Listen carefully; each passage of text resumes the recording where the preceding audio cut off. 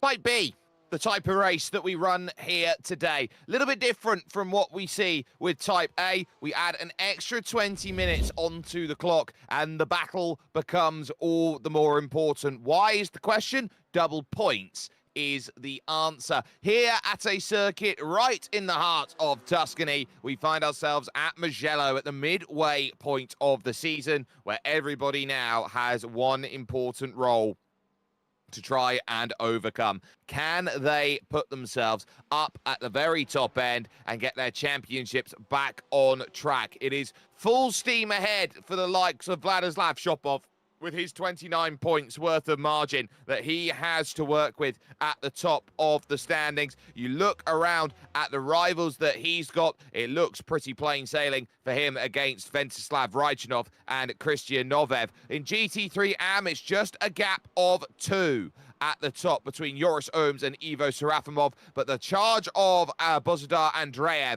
is worth keeping in mind, as well as the likes of Maxim Dimitrov trying to get on up the order. In GT4, Rostislav Koshev tied on points with Martin Yankov, with Nikolai Mikov at 6 points adrift. They definitely want to see a separation factor here today, and maybe they will find it. Welcome to the SimGear GT Masters here in 2025, round 4 of the championship. My name is Jake Sperry, bringing you all of the action. We find ourselves about 3 minutes away from the start of qualifying here. That will be a 35-minute affair that we'll get ourselves into, and then after qualifying, an hour and 20 minutes worth of racing will go and set itself up. But these drivers are looking around, and I think are going to have a big cause of concern for what is coming up on the horizon, because I look at the weather forecast and look over the hills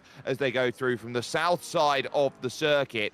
There is going to be a huge band of rain, which is due to come in here at the end of qualifying and maybe to the start of racing too. So that could be a huge difference maker as far as qualifying is set right now, and that's about 13 minutes away from everyone and these drivers. So they are set with their practice. They know how dangerous qualifying could be and the danger that the rain would propose for the first time out there in this season. They are going to be looking around and hoping that it stays dry for what they are hoping for. But in terms of the efforts that they have to deal with here today, there are a couple drivers who are going to be on the back foot as far as this championship round is going to be concerned from a qualifying effort. We shouldn't expect to see too many dramas out there, but the duo of Bozidar Andreev and Milen Milchev are both going to have to start from the pits. Sorry, not necessarily start from the pits, but lose their qualifying times efforts out there with their attempts, and as such, they are going to be on the wrong place at the wrong time with their penalty points in this system, knowing that they have to start from basically the back of the GT3 AM category. So they'll have a little bit of work to do to try and pull themselves forward as they charge. As we watch here, the Lamborghini Huracan GT3 on full display, going up over through, I believe here, the middle sector, middle to final sector. That looks like that's going through the Corintaio corner and just off of the exit. And there you can see the rain now starting to fall for Boyko Shopov, and the first real hint of rain that we have seen. This blue band in terms of rain, but we are expecting the green band to come in here at the end of qualifying and completely change up how they go. And in terms of the qualifying colours here in terms of rain on iracing, it goes from a light rain, which is a blue rain, to a green, to a yellow, to a red, and even to a purple pink if it goes that far in terms of the rain that is on the horizon. We are only seeing green elements of rain out there, so nothing truly dramatic in terms of the rainfall, but at least here at the end of practice, they now do have an understanding that this track is only going to soak as this works out. Track declared as a mostly dry condition right now, as we can start to see a few of the rooster tails as practice brings itself over to an end. So we will now move into 35 minutes of qualifying, and now the best of the conditions becomes where the challenge brings itself into play. Who's got themselves the right place at the right time on track, and they will go in championship, or reverse, sorry, championship order out there. In sim time at 25 minutes past 10 in the morning, and they will be looking around. This rain is going to be persistent, 100% persistent, until about 11:30, when the rain is going to subside. So it is going to be as wet can be, with the track drying up, we would expect, in the final few stages. And just look at this track as the GT4s now bring themselves out onto circuit. It is getting wetter and wetter as they go. A track that is declared lightly wet at the start of this. You can see the rain light there on the back flashing as they go through. Now, that spray is going to be really important to remember here. These drivers are going to struggle if it gets wetter and wetter as this track goes on to go and keep itself on circuit. So you can very easily run into the back of a driver in front of you in these wet weather conditions. You also need to be very alert on where the right line is for drivers who are out there on track, because the conventional racing line often is the slipperiest out there, but the fastest to try and go through. So you are trying to pick and choose a wet line compared to a dry line and cross over the circuit at the right places out there on track. As we watch tiptoeing around the track, Martin Yankov in comparison to Alexander Nikolov Jr., who are out there as the first two drivers. Now, there is a little patch coming in the clouds for these drivers, and I reckon that's going to be about 10-15 minutes away. So I think these drivers are going to miss out in what are green weather band conditions that they find themselves in at the moment. But here, these weather conditions currently based to the in-sim time of the 15th of May in 2025. So it's declared as a wet race here for these ones as they go through and down the hill through Savelli and over towards the Arrabbiata corners. Alex Stefanov, who has been right up at the pointy end, a first and a second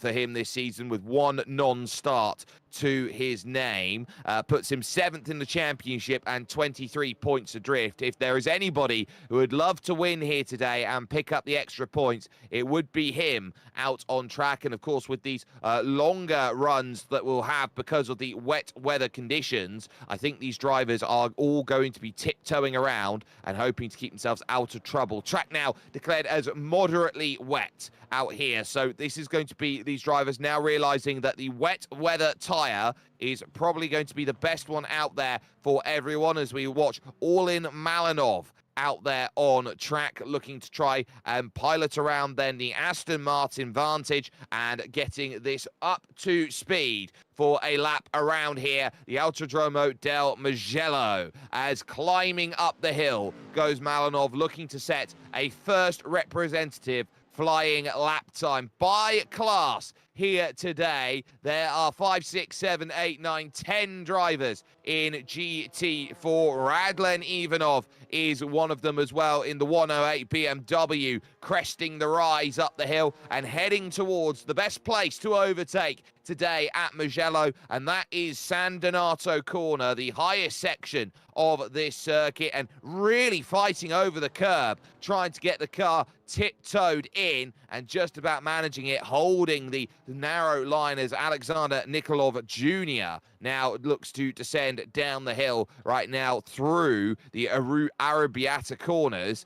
Here, these two 90-degree right-hand bends to crest back up the hill over towards the right-left piff-paff section of circuit. Now, those two corners are going to be important. They're Scarperia and Pelagio. Scarperia is a, I would say, understated place you can overtake. Pelagio, you need the run out off of the exit, and that will give you the launch here over to Corontayo Corner here, which is the all-important right-hand bend where you need to be just switched on to what the car is doing. Any small snap of the steering wheel off the exit will cause a lifetime of trouble out there on track, and these drivers are all trying to avoid that with every single run that they can possibly get out there at the moment. As we take a look then a little bit further back to see the car of, I believe, Valentin Stemenkov, it was there, having a little bit of an excursion out on track, spinning the car, coming out then of the second of the Arrabbiata corners, and actually putting it into the barrier is certainly not going to help. So he lost the car initially and thought he had enough turning circle to go by, but it is very difficult to turn in the wet grass, and we will now start to see those times on the board. An 18.6 then is the bench setter for Alexander Nikolov Jr., as Radlin Ivanov had the fastest first sector out of anybody there in terms of time, and really having to fight through now the final corner out on circuit, the long arcing left then of Busin, and now cresting back up the hill, heading over towards the line. Nikolai Mikov fastest now in the second sector. Rosti Koshev with the fastest first sector to go and work with. Ivanov to a 19.043, so lost all the time. All in Malinov on a 17.803. Now the quickest by what is 0.8 of a second, but 101. Tied at the top of the championship with Martin Yankov.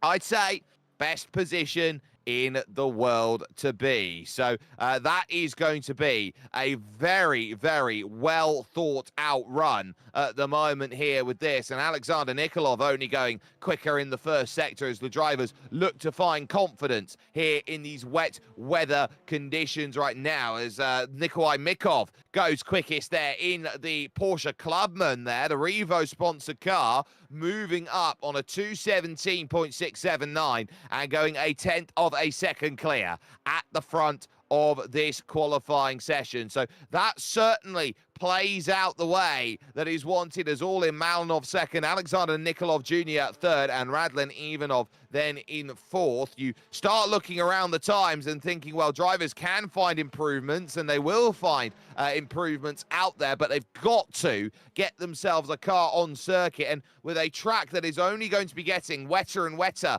with the rain that falls upon it here, with 100% chance of rain declared out there in this session, they will be thinking, right, time's got to come in as quickly as possible. Up the hill from Nikolov Jr., looking over towards the line. And what can Junior do to improve? 17.6, the time to beat. It's green in all three sectors, and it's a 17.1 over the line. So Alexander Nikolov, nearly half a second to the good, as all in Malinov has a little bit of a wiggle there over the water, trying to get up the hill and over towards the line. This track will puddle in places, especially down at the bottom of the circuit at Busin. I'd expect it to be a Whitewater River Rapids run, but Malinov to a 16.5 is now 0.6 of a second clear up at the top of GT4, and will feel that the 105 has done everything it's needed to on that lap and a little bit more. But Nikolai Mikov is fastest in the second sector.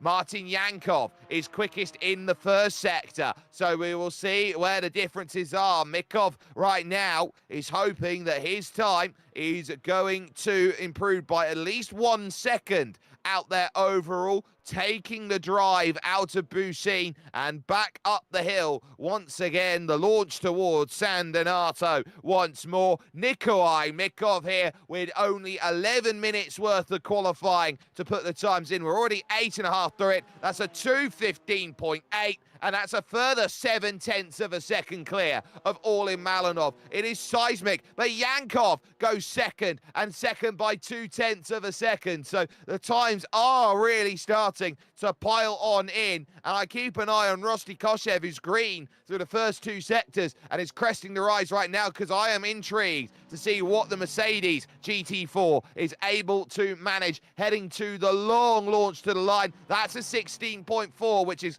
third fastest at the moment. We're still waiting on Raban Skelton's first time. Valentin Stemenkov, who has pulled himself over to the pits. And, of course, Alex Stefanov who is out there, along with Dimitar Palauzov. Those two get set times. This is Palauzov getting all of the water on the exit then of the final corner, and Alex Stefanov, I think, has followed in suit as well. Up the hill with just 2.5 minutes to go, or a minute and a half to go. Palauzov to a 19.2, and Alex Stefanov can only go 5th fastest on a 2:16.9. So still a little bit more in the tank that's needed, and one final lap will open up. The rain certainly helping Nikolai Mikov, who could be looking at a first pole position this season in GT4. Would certainly take that in the Porsche right now. Orlin Malinov going 3rd quickest, and will still have one more lap to go. A 2:16.0 there, and just 12 thousandths short of Martin Yankov's time. This is Raban Skelton out there on screen, and hoping that his time is going to unlock him a chance to place at the moment. Would certainly take 6th position or back, and say that would be a good effort for what Raban Skelton is looking for. Martin Yankov, purple in the first sector again, is a warning sign for Nikolai Mikov out there, who is yellow through sectors 1 and 2 and is not improving. Skelton up the hill, over towards the line, and it's a 2:24.5 banker lap out there, which is 5 seconds off the pace of Dimitar Palauzov then, but will secure him 1 place. Here comes Yankov up the hill towards the line. How's it gonna do as he crosses? It's magical then for Martin Yankov. 2:14.5, 1.2 seconds quick, well, 1.25 seconds quicker than Nikolai Mikov on the final lap coming through. That was big as he looked to put that down on the board, and crucially, that small gap that he was hoping for, or everyone was hoping for in the rain, has not materialized then. Checker flag out in GT4, and the final laps will come in. Alex Stefanov then will look to be one of them. Orlin Malinov with a purple 2nd sector here could be an almighty threat down through the final stages of this qualifying. We know that Nikolai Mikov's down in the pits. Rosty Koshev can only do as well as 4th position, but Orlin Malinov is the driver who is on a mission at the moment. Alex Stefanov will improve his time out there to a 2:16.3. Good enough to go to 4th position on the grid. But what about Orlin Malinov in the Aston Martin? Cresting the rise, 2:14.5 is the time to beat. He could find 0.2 of a second, and that would give him the front row. Malinov, the long haul up the hill, 15.2. So it didn't work out in the first sector and 3rd, but it's still good enough for that front row in GT4. Nikolov Jr., 16.7 is 6th quickest, but you got Skelton and Ivanov out there as well as the start of GT3. Which is looking to bring itself into play. So for Raban Skelton, looking to get the final times in. Martin Yankov will be the last car over the line of all those in. He set a purple 1st sector as well, and I don't think he'll even need to finish that lap, which is 0.7 of a second clear of everybody else. Skelton up the hill, charging over towards the line, and hoping that this time is going to improve on a 2:24 banker, which he set, which was nearly 10 seconds off the pace. It's a 2:21.5, Ivanov down into the pits, and Martin Yankov to round out that qualifying session, a 2:14.2. He's a second quicker than everyone. What a time by Martin Yankov. He pulls it over to the side and says, no more for me, as GT3 comes into play. There is car number 57, Ivo Serafimov, who is now 2 points back in the Acura behind Joris Ooms, who is now your championship leader here in this category. But the number 60,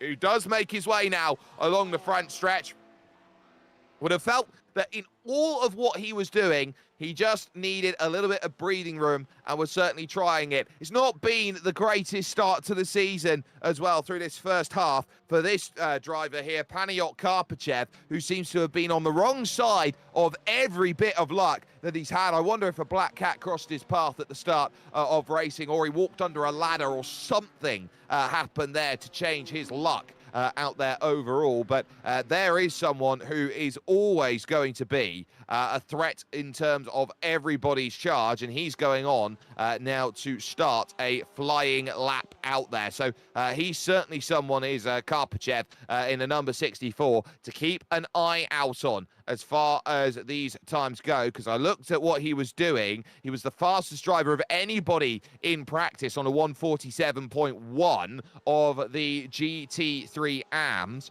which indicates that he's got a great turn of pace that he would want to use today. But as we focus here, Vilo Dimitrov, Joris Ohms out there on track at this stage. We focus with the number 60 car, which is your championship leader here into this double points round, just the 2 championship points separating these drivers here. And he had a fantastic qualifying, of course. Last time out was over into P number 4 as far as qualifying managed to sort itself together over at round 3 of the championship. So would have been very happy at the Algarve with that attempt, but now it becomes a case of, well, the Algarve is one thing, it's now Mugello where the challenge is indicated. Going through these two, has just come out, sorry, of the 2 very fast left and right handers out there of the Biondettis, and into Bucine once again. And this is going to be a very difficult place down at the bottom of the circuit as we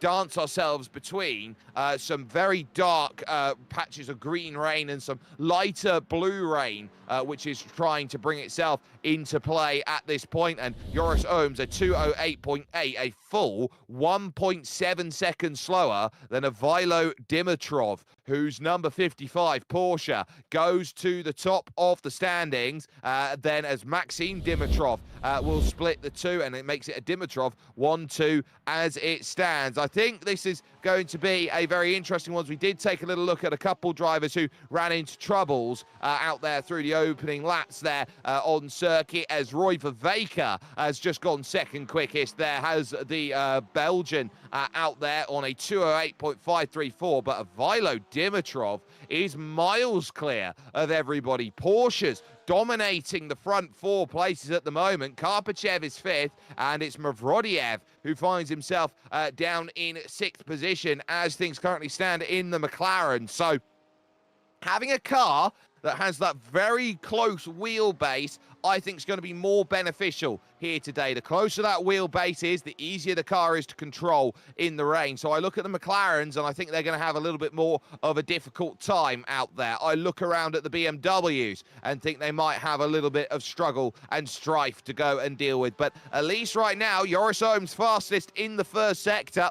And now dropping then down over towards, up towards, I should say, Corontayo corner, and green in the second sector. So certainly getting this time to improve for the Mark Speed Racing driver, knowing how important this circuit at Mugello is. It's hosted a couple Formula 1 races. It's been known more for MotoGP in its history, as it has been a firm home of the Italian Grand Prix time and time and time again. And they say that this area of Tuscany is Valentino Rossi country out there, as a Vilo Dimitrov, your current pole sitter, dives back down into the pits. Joris Ohms making a run then for the line and puts a 2:06.7 down and puts himself provisionally the fastest of anybody. And that's a great indication of what the times look like right now. About 20 seconds worth of difference between a dry lap and a wet lap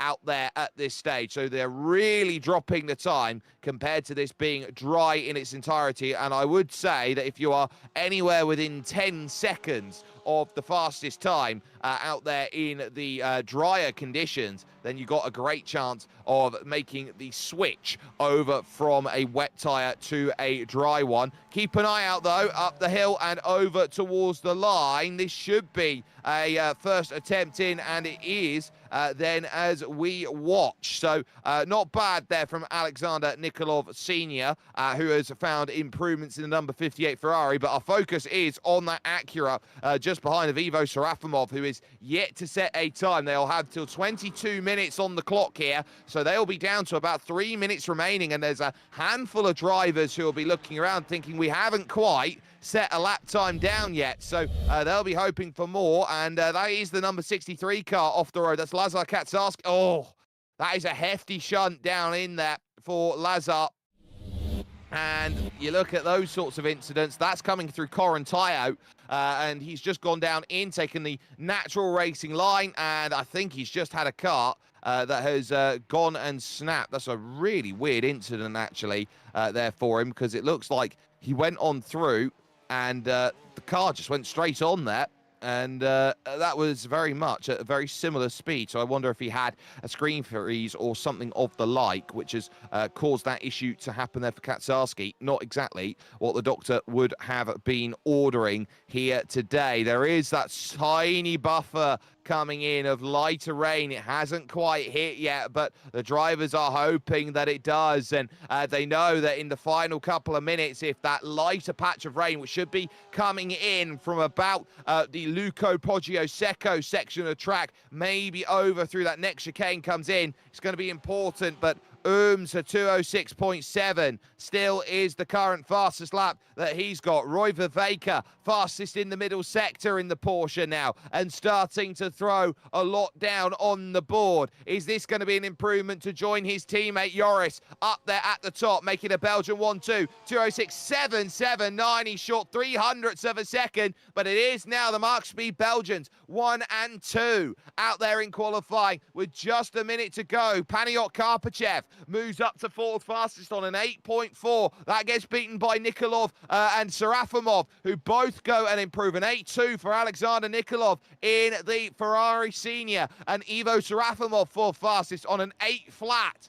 Then with his work in the rain. So that certainly worked. Maxim Dimitrov, with a minute to go, has got to get around and set his time. He's going to be able to finish any lap that he starts as he crests the rise here at Mugello and goes through. A lot of wiggles there from car number 53, out there on track. That's Stanimir Borisov on a 209.1, and currently Lyubomir Velkov is still slower than Martin Yankov out there in qualifying by 0.8 of a second, and I don't think he's going to get back around to put a time down on the board. So that could be huge as far as qualifying goes. And Ooms is quickest in the second sector, and Vervaeke's quickest in the first sector, so they're still improving out there with these times. And that yellow band of rain is just glancing by this circuit right now. They are about to hit a patch of blue, light blue. It's going to ease slightly here, this rain, over the next 5 minutes or so, and that's going to give them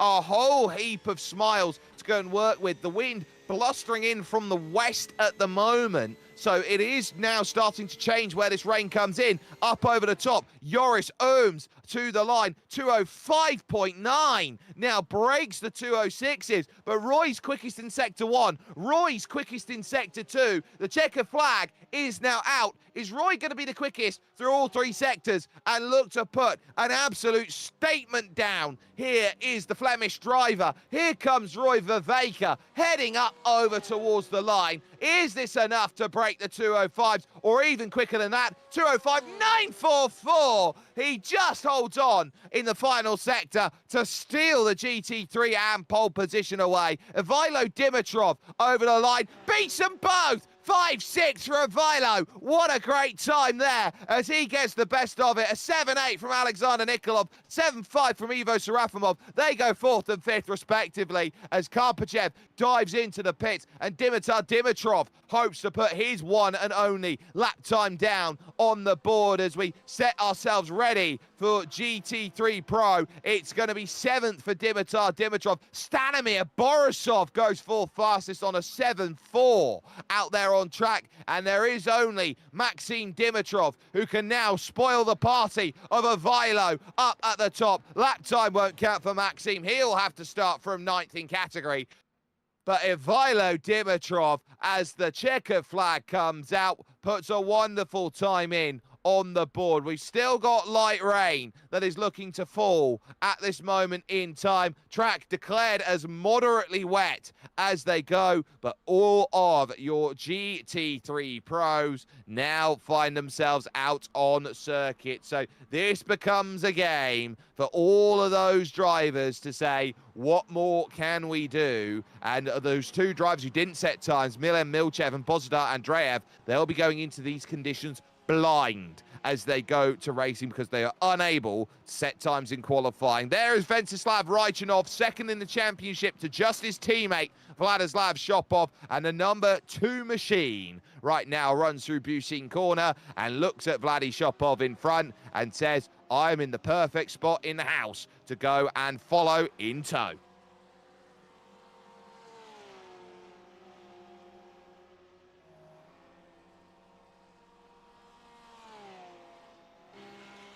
Up the hill then, as we take a look behind from Vladislav Shopov, you don't see anything in the spray behind these drivers, and especially from the rear rain light where you go and tip in. Shopov through the opening corner, Raichanov there at San Donato, up over the top of the hill. That's a car off actually on the right side. That's just Zdravko Ivanov, who was missing last time out, as they go through the Luco corner and the Poggio Secco here, turn number 3. They will now run down the hill and look to try and charge.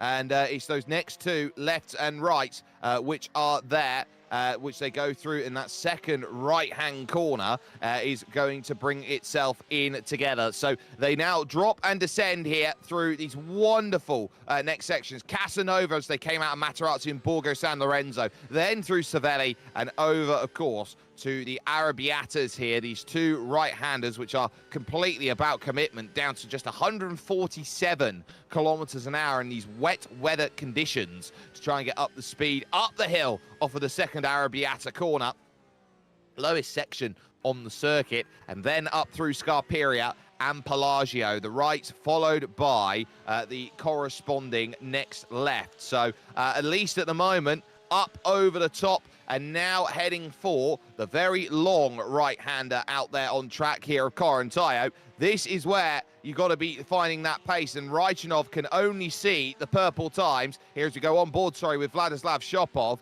here finding its way through. That's Chris Vrajilov, who's there just in front, and this might have to be an overtake into the final corner, the way that the driving has worked, and having to go all the way out to the extensive wide line and trying to put the power down earlier here is Shopov, who now has to cut over across to the left-hand side, cresting up the hill to try and get his lap time sorted. And this looks like it could be a majestic qualifying time by Shopov, 2:03.9 as he crosses. Raichanov, by comparison, a 2:05.1. Vrajilov back on a 7.4. What a time by Vladi Shopov. He puts himself currently on the pole as he now backs off of his next lap and allows Vrajilov another attack to go through, but the rain is going to intensify now over this next section as it's just gone through the patch of a little bit of lighter conditions. There is a very scary patch of yellow band rain which will be coming along soon, which they will all be trying to go and avoid. But at least for this moment in time, these three will be very happy with their positions out there. Christian Novev has just come to the line right now, and he's P6. Let's listen in.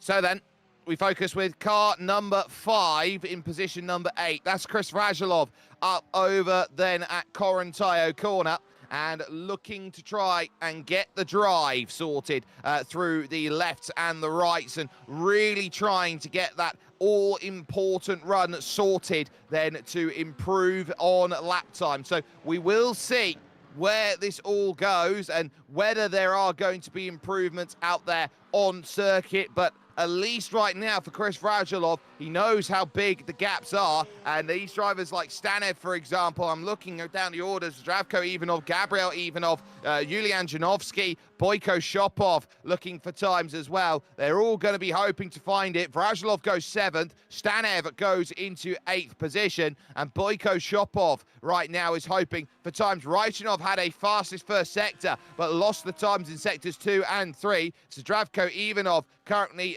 down the order in 13th. Yulian Janovsky's Acura goes 9th fastest. So currently, Ivaylo Dimitrov 3rd, Roy Viveka in 4th. But can Boyko Shopov do anything? Novev with the fastest middle sector as well is going to prove there is going to be a lot of work going forward for it. So here comes the looks over towards the line. Boyko Shopov can only manage 19th on a 209.5. Novev up to a 205.2 is good enough for the second row of the grid in 3rd. So your top 3 in the championship, 1, 2, and 3 as qualifying goes, and they will have till minute 35 to put their times in. They get a little bit extra time out there of 2 minutes, which is 1 extra qualifying lap out there. Down the hill then, out of Casanova and Savelli is car number 8. There's a spin behind him. That's the Zdravko Ivanov who's gone around.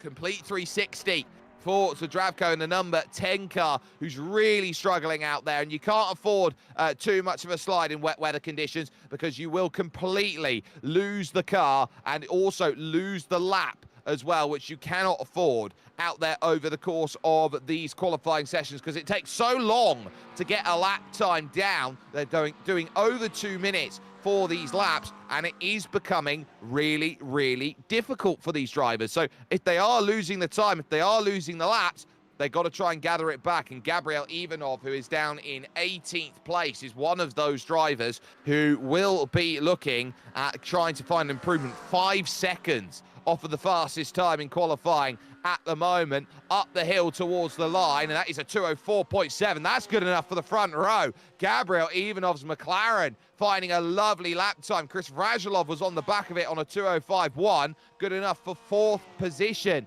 then, as that time was found, as we go into maybe another little light patch that's just about to come over the circuit. So this might be a case of who's last on track in these weather conditions. This moderately wet circuit, as is currently declared right now, is going to need drivers to find time and places. Wiggle from the Huracan, which is very talky, not great in wet weather conditions then for Boyko Shopov, who's hoping to improve and leapfrog up the order a good dozen places to 8.5. It's the second's worth of improvement, but only good enough to go to 17th place right now there for Boyko. So at least right now, that's going to be important. Christian Novev currently in 3rd on a 205.130. Did just find the improvements to get by Ventsislav Raichunov, who falls to 4th, and Chris Vrajilov, who now falls to 5th. So it is a case of 10th by 10th for 3rd, 4th, and 5th, with some very close championship competitors.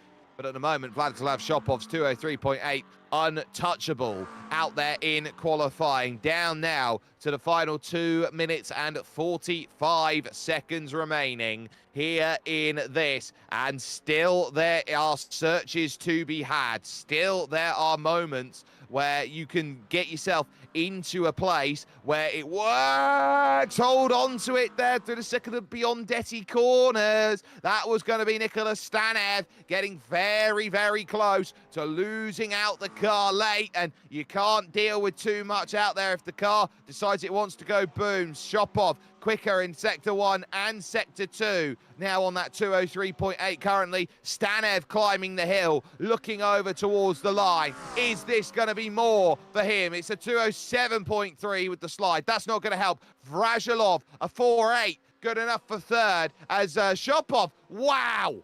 Vladi Shopov's found another half a second. Raichunov moves into the 203s as he jumps into 2nd place. The confidence growing as he moves half a second off his teammate. 1 and 2 currently in championship and in qualifying as it goes over the line. Goes Julian Janowski. That's good enough for 9th place for car number 8 on a 6.3 at the moment, but those times they are now running out of at this point. And so with Janowski then moving up, it is now looking like Ivilo Dimitrov is P6 to start for the leading AMs out there in this one. Novev coming to the line, and I don't think has improved there on that lap. A 2:05.5 was down 0.4 of a second, so has one last go, one last throw of the dice to go and improve. And Christian Novev there, 5th overall, the number 6 car, with a lot of work to do. 1 minute then until the checkered flag comes out in session, and I look around at Chris Vrajilov, I look around at Nicholas Stanev,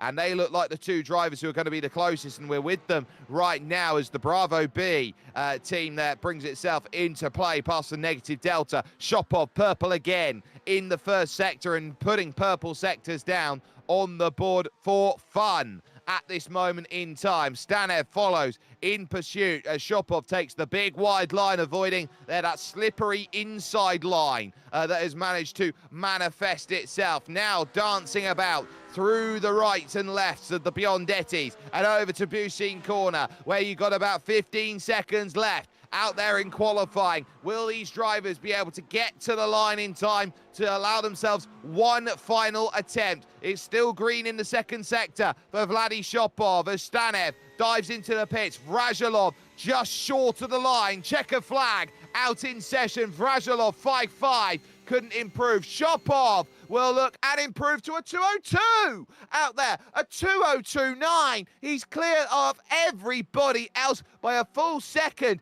Janowski down into the pits. Novev will be next in terms of setting times. You've got Boyko Shopov then, who is on a lap improvement. It looks like Novev isn't out there, and that's going to hurt unless he has a magical final sector, a driver's eyes perspective as we go into Bucine Corner, and you're very much tiptoeing in. You're dancing, trying to find the point where you can put the power down on the exit and wiggling about on the slipperier surface, which has had, of course, all of the rubber put down through practice. Boyko Shopov climbing up the hill, looking towards the line, and gets a 2:07.4 down, enough for the 6th row of the grid there as that lap time comes over the line. That will do for qualifying, and everybody now is situated in the books. So, an important qualifying, a dominant qualifying, it has to be said. So we will see how it goes, and I'm sure these drivers will know that you look down and say, what more can you do in qualifying in intermittent changeable conditions in a very wet qualifying session? Vladislav Shopov, again, head and shoulders above the rest of the field as Barney there, a very dry Barney there on the left-hand side of your screen there, waving the checkered flag, and he'll have a very soggy arm by the time that he's done waving, and looking to try and put his time in on his work then to pasture, as he'll have about a minute's worth of waving here before we tick over into race trim specs. So it's an extra 20 minutes that they'll have in this race. So they've got a little bit more time to work with. The fuel calculations are going to be a little bit more different as well. So I'd expect these drivers to look around and say, well, 2-stop race, and maybe even they're going to have to pit late if they feel like changing tyres from a wet tyre to a dry tyre could certainly work. We are due right now rain for about another half an hour here in Sim before that band of rain comes over the Tuscan Hills here and finds itself away again. So at least for the moment, this track shouldn't have too much to deal with out there in terms of change unless we get ourselves into that position. But as qualifying goes, there are a few surprises out there by who found themselves on top as far as GT AM was concerned, GT3 AM. But as it goes for GT3 Pro and for GT4, That was about as plain sailing as it possibly could have been. We will tick ourselves over now into race trim, where Vladislav Shopov here in the SimGear GT Masters for Season 9 has himself on the pole position, a 202.938. Venceslav Raychanov will be alongside him for company, with Gabriel Ivanov and Chris Vrajolov then third and fourth. Christian Novev will have work to do from P5 as Ivilo Dimitrov, the best of the GT3 AMs, starts in sixth as Roy Viveka and Joris Ohms, your championship leader in GT3 AM, goes from eighth place. It's then Yulian Janovsky and Nicholas Stanev, with Stanimir Borisov finding a great qualifying time in 11th and Boyko Shopov alongside him in P12 in the Huracan. Following that is Ivo Serafimov and Alexander Nikolov Sr. in the Ferrari in the Yekov Rally School colours there, as Zdravko Ivanov is in 15th and Dimitar Dimitrov P16 overall. Ivanov really struggling with the wet weather conditions. Paniot Karpachev is 17th and might be better when the conditions go dry, as Maxim Dimitrov will be alongside him, as Vladimir Mavrodiev and Lyubimir Velkov, whose time was worse than Martin Yankov's out there, will go from 20th. It's then Milan Milchev and Bozidar Andreev, who both had penalties to serve and so didn't set a time. And then the damage for Lazar Katsarski will mean that he'll have to go from 23rd position on the grid. In GT4, Martin Yankov will have control of the category. He's tied on points at the top with Rosti Koshev, and so we'll be looking at his results and knowing that Koshev does have the tiebreaker on him, but it's all in Malinov, who he will be fighting with alongside, as Nikolai Mikov lines up third, along with Alex Stefanov, and then Rostislav Koshev, who is there in fifth position in classes. Then Alexander Nikolov Jr. sixth, Radlen Ivanov in seventh, with Dimitar Palauzov, Roban Skelton, and no time set by Valentin Stemenkov, who will now have to go from the back of this 33-car field here today to put himself in the best position possible. Full pace lap, though, for these drivers in sim time, about just gone 11:30 as they tiptoe around. That rain is not going to last very long. They are in a period right now of green to yellow rain, and it is going to stop very quickly. There is, though, a concern in the schedule for a shower of rain to come through at about 12:30. So that would be with about 25 minutes remaining in the race, and that is going to cause a few problems out there for drivers, as the track will get a dousing of rain, and it will then go back to dry conditions 15 minutes later. All rain in iRacing has a 15-minute window of understanding in the radar system that is there for all of these drivers. So it looks like there is going to be a fair amount of rain at the moment here on the circuit, but it's going to be a wet to dry race with a little threat, or a strong threat of it, going towards the late stages of this race. So do not tune away. Do not click away from all of this action, because you are going to be dancing about here with some of these drivers. And just as they run down through the lower section of this circuit, we'll take this chance to listen on into these drivers as they get ready and prepared for the race start.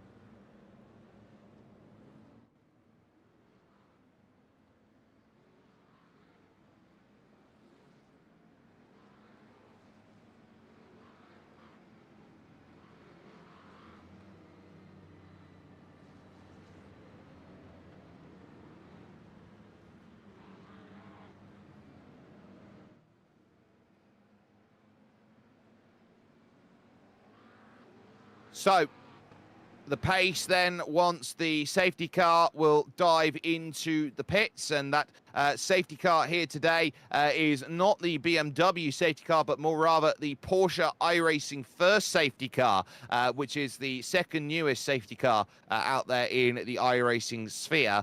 Once that safety car dives down into the pits, Vladislav Shopov, as has been tradition throughout the entirety of this season, he is 100% on pole position so far.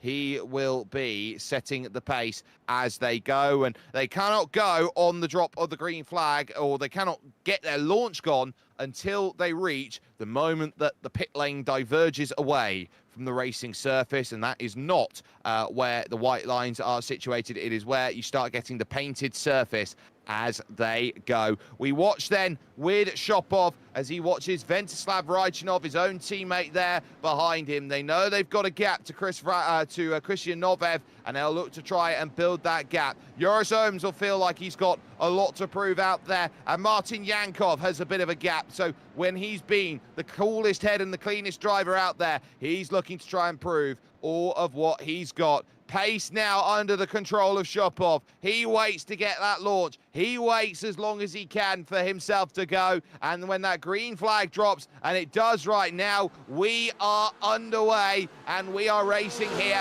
from Mugello. 1 hour, 20 minutes, double points, and the spray brings itself up as they charge towards San Donato corner, and on the brakes for the first time in anger they go in as Gabriel Ivanov now looks to tiptoe down the inside, dealing with the likes then of Christian Novev, who is there behind him. Chris Vrajilov now up into third and getting a good launch as they now exit through Luco and the Poggio Secco for the first time. GT4s now get themselves underway with Martin Yankov getting a very nice run up the hill. Orlin Malinov, I think, unable to really chase him dramatically going in. Alex Stefanov had a very good launch, and he's immediately up into third past Nikolai Mikov as Rosti Koshev then has a tentative start with Alexander Nikolov Jr. out there at the moment. Busy now it is for third. Gabriel Ivanov goes for a slide, comes back across the circuit. Everyone has to tiptoe around and avoid troubles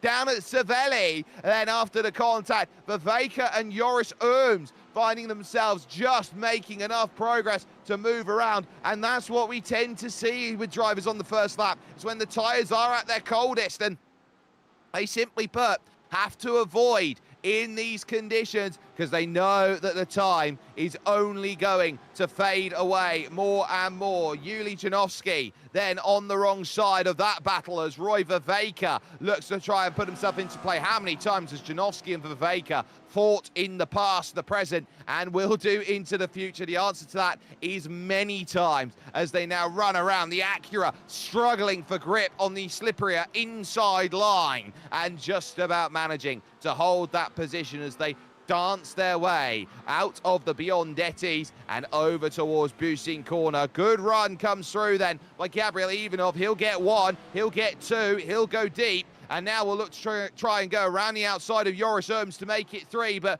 Roy's still there on the inside through the middle of the corner. Roy Viveka gets no drive off the exit, and Gabriel Ivanov now is going to start trying to run away. Vladislav Shopov already 2 seconds then to the good. A great start by his standards out there, but Joris Ohms is the driver under pressure. Side by side, up the hill, loses the place to Gabriel Ivanov, who covers him off, and very early on the brakes by Joris.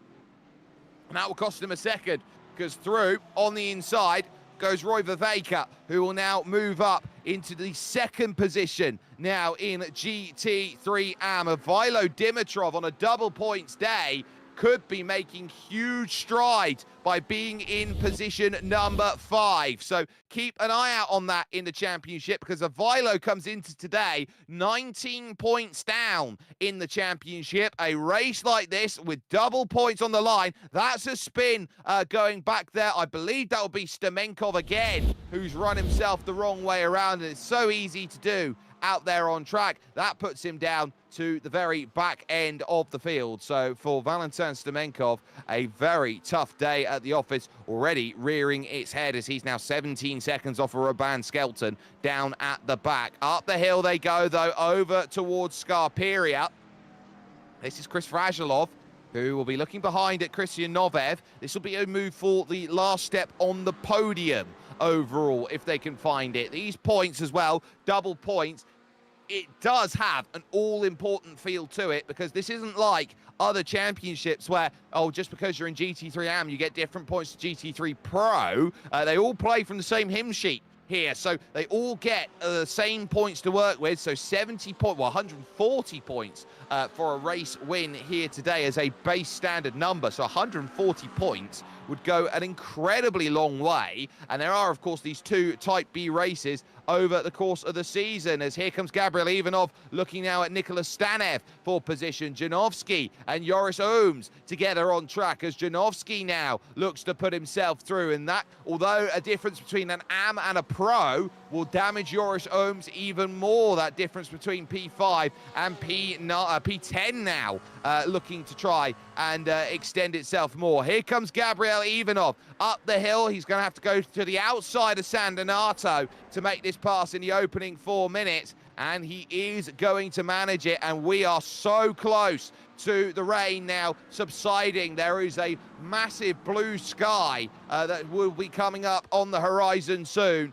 and as they've gone through the worst of the rain, they know it's only going to get easier from here. That is Vladimir Mavrodiev back there in the pack, trying to deal through the Poggio Secco corner now of turn number 3, coming out of Luco with Dimitar Dimitrov on the heels, and that's a car off the road going through, and that is to skirt off Julian Janowski at Borgo San Lorenzo. Done it all on his own, locking up the rear axle and aquaplaning off the circuit, as Joris Ohms had to deal with and lose the place to Maxim Dimitrov out there on track. It's really telling to be a difference maker, and now we've got sunshine down at the lower section of this track, so they are now getting themselves a little bit of sunshine to work with, and the rain has now stopped for these drivers. Slow car on the right. That then, as Janowski tries to get through, is Gabriel Ivanov again, who has had a moment and has actually tagged the barrier coming out of the first Arrabbiata corner.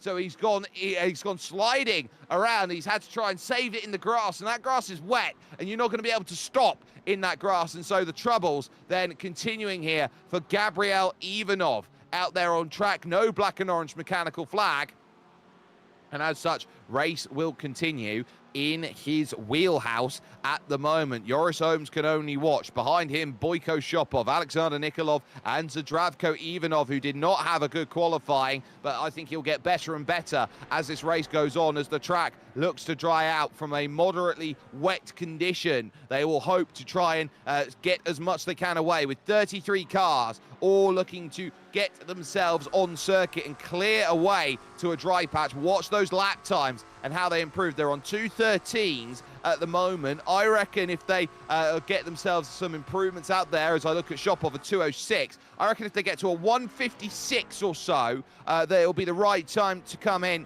and make a pit stop and change tyres onto a drier set. It will depend on how the track will look, as Ivanov waits and shadows, hoping for a pass on the Ferrari there in front of him of Alexander Nikolov Sr., and not necessarily finding it. Dimitar Palauzov, though, in a very nice battle here in GT4 with Nikolai Mikov there just in front, who has lost out a couple places over the course of this lap. He's dropped one to Rostislav Koshev, your championship leader, and with Nikolov Jr.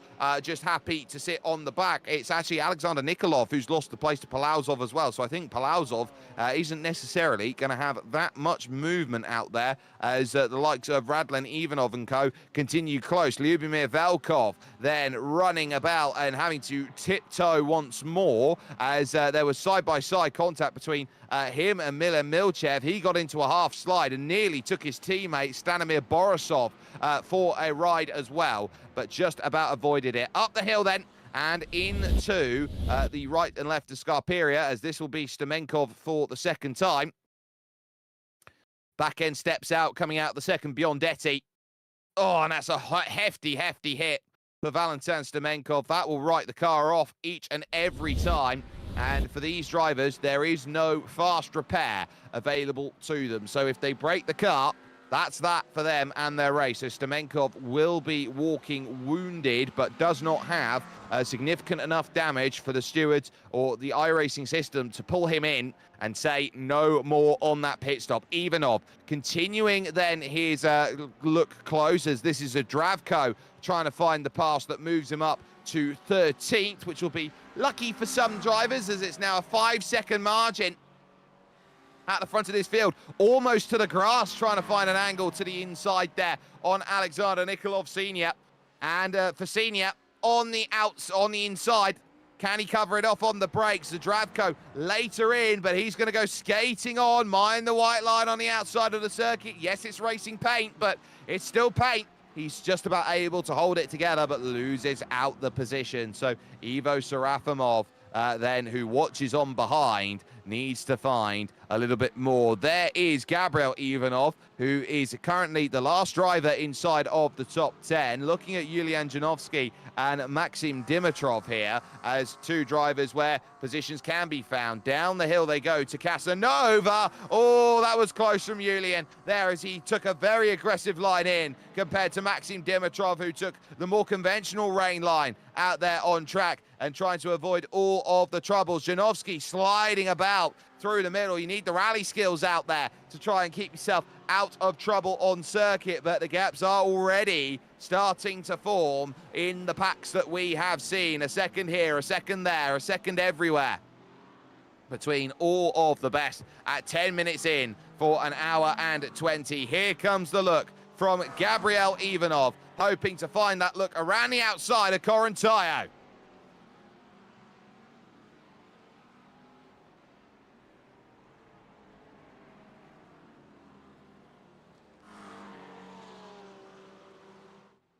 Remains close, but has Gabriel Ivanov just had an internet issue out there? It definitely looks like it, and the worst possible time for it as he was trying to recover through the field. So I think he's going to be in a world of hurt, as Yulian Janovsky will now pick up P9 and will have not much fight to go and deal with behind. So a real shame for Gabriel Ivanov, as he takes a very, very abrupt issue with his internet connection, and that puts him in a little bit of a sore point. 2:05.6 from Shopov, though, on that last lap. He has dropped a second, so I wonder whether he's had a moment out there on circuit. It doesn't look like anything overly dramatic there, so I think maybe Venceslav Raichanov is finding confidence out there on track, as Zdravko Ivanov, now P12, brings himself into play. Raichanov, second position, doing the job that his team needs to. 1 and 2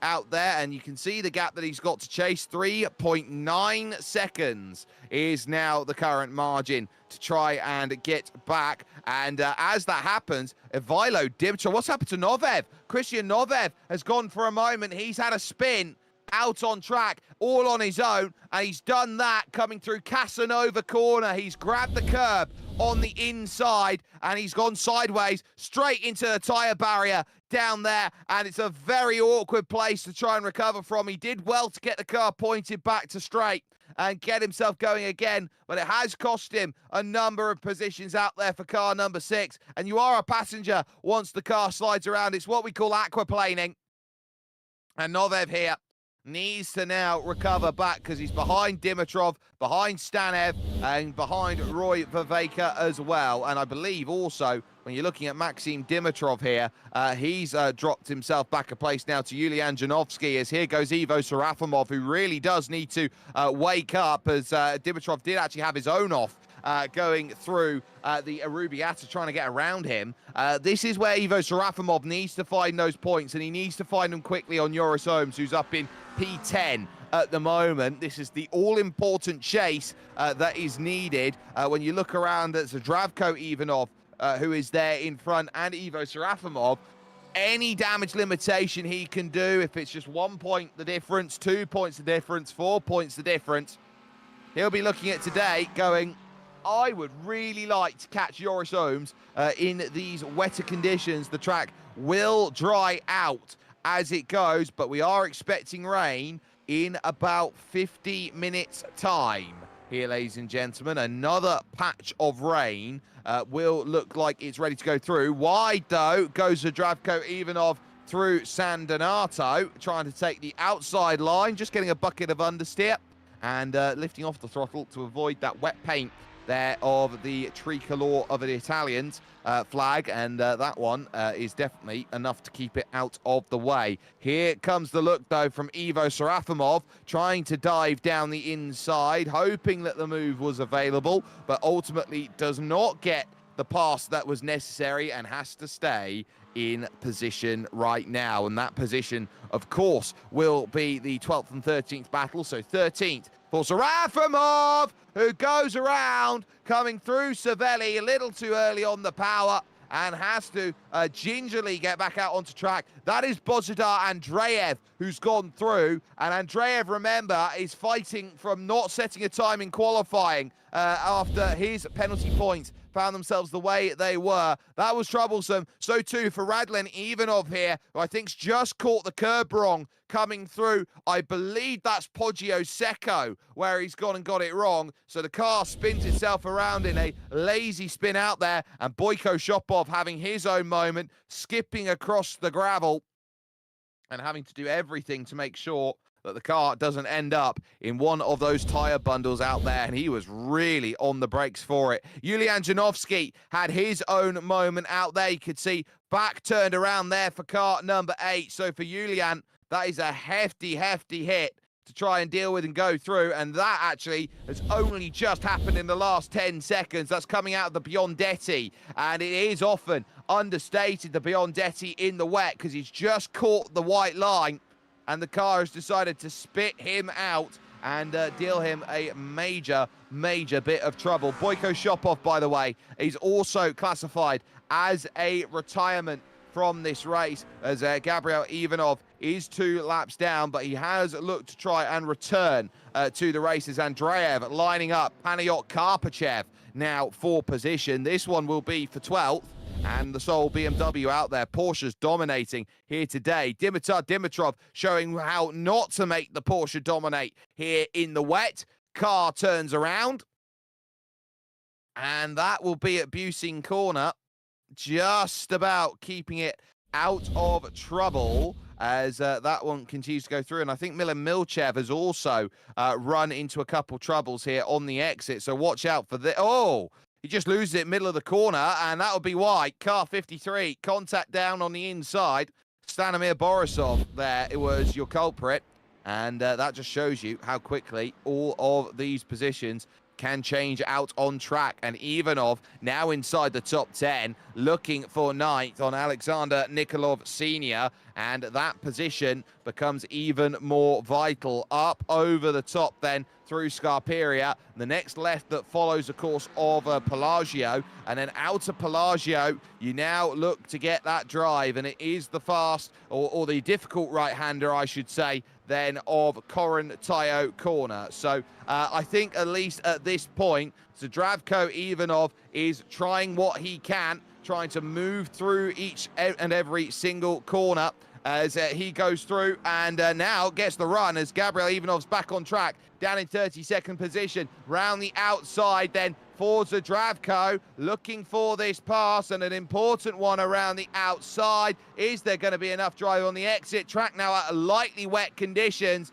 going to get the pass done. So that is wonderfully done, and Ivanov gets a run here as now they start hitting traffic. Raban Skelton was the car that they had to try and tiptoe their way on by, and they have managed that at the moment. Leaders have made their way through a number of quick cars, and we're up to 10 seconds now, the margin at the front. So Alexander Nikolov here is going to start trying to keep himself here as senior, with Nicholas Stanev then behind, looking to keep that chase honest and alive.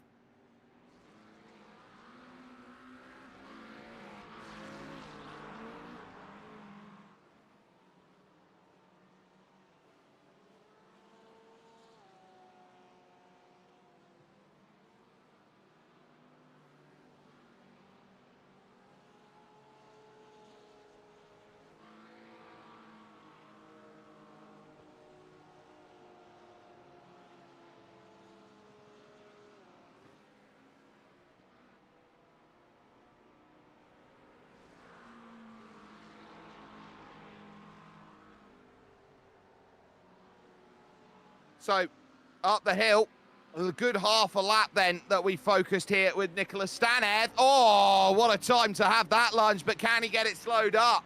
Over at Scarperia, just about gathers it back into station. That was a big, bold move from the McLaren there of Stanev, and doing everything to get the 720S GT3 Evo pointed straight.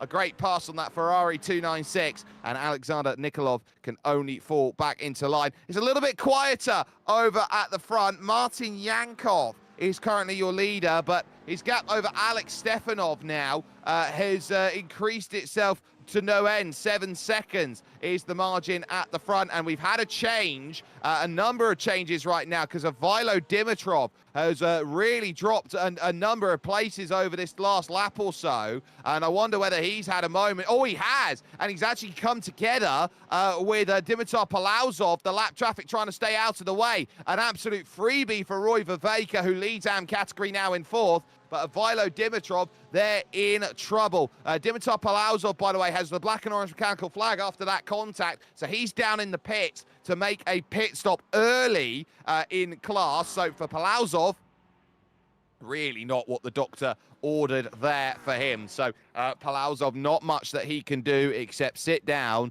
and say, well, I can't really do too much more. Reichenov now looks to continue on as we focus with Martin Yankov, who is there in the lead of category. Now, he's looking at this race thinking, how do I stay out of trouble? The track will only dry as it goes, as it gets a little bit of sunshine on it, and that track temperature has risen up to 23 degrees because of the fact that this track is drying and heating up at the moment, and that will give you the perfect understanding that there is starting to become a dry line forming around various sections of the circuit. So at some point, these drivers will look to try and dive down into the pits because they can't keep their wet weather tyres in an operating window. Paniot Karpachev, by the way, is down in the pits currently. I wonder whether he's pulled it in of his own accord or he's been caught up in something. I think he has just come into the pits of his own accord. So Karpachev down there,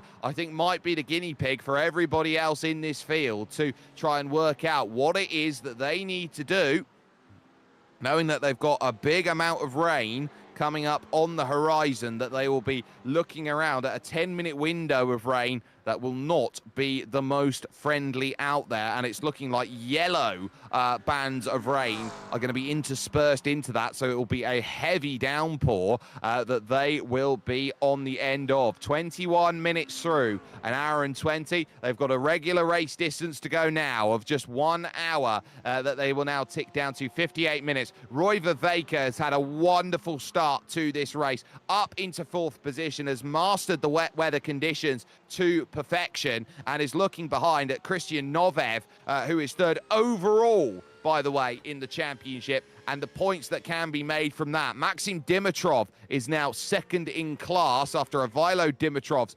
escapade a moment. Joris Ohm's now 4th in category, who will be looking behind at the 11 seconds to Bozidar Andreev, who is now starting to close him in at a rate of 1.5 seconds a lap. Milan Milchev, though, who did not have a qualifying time to work with here today, is also trying to get himself up the order on Lyubimir Velkov for a place. And here is Rosti Koshev, and 1, 2, and 3, you would say, is the fastest 3 drivers in this series, have now got themselves to 1, 2, and 3. And Koshev staring down the back of Alex Stefanov.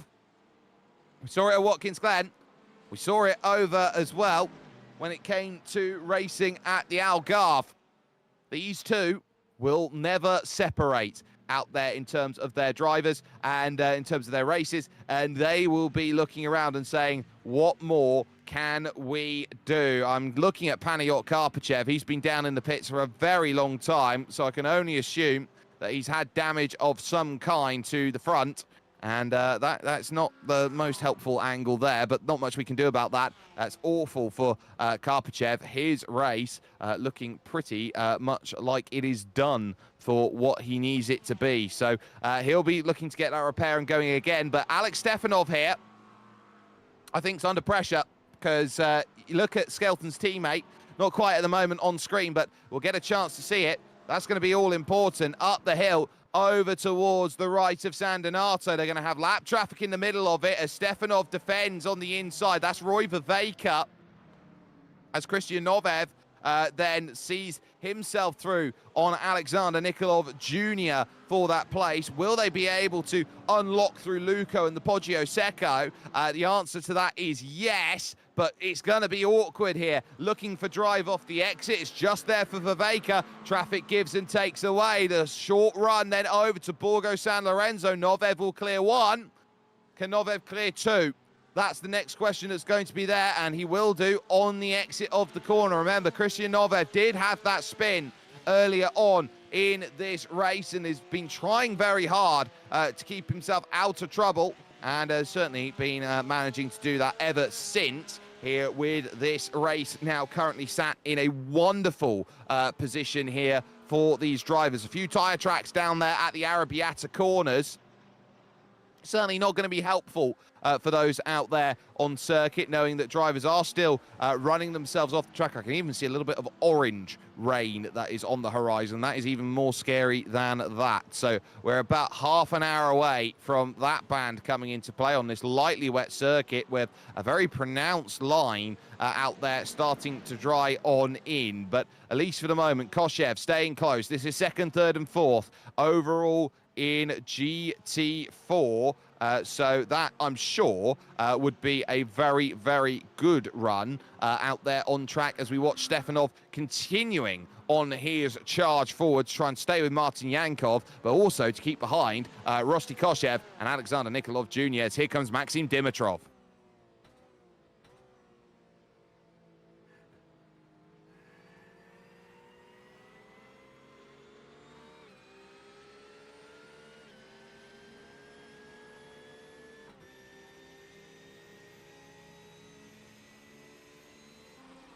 That's the difference of power. Up the straight, Alex Stefanov, 220 kilometers an hour, 240 for Maxim Dimitrov.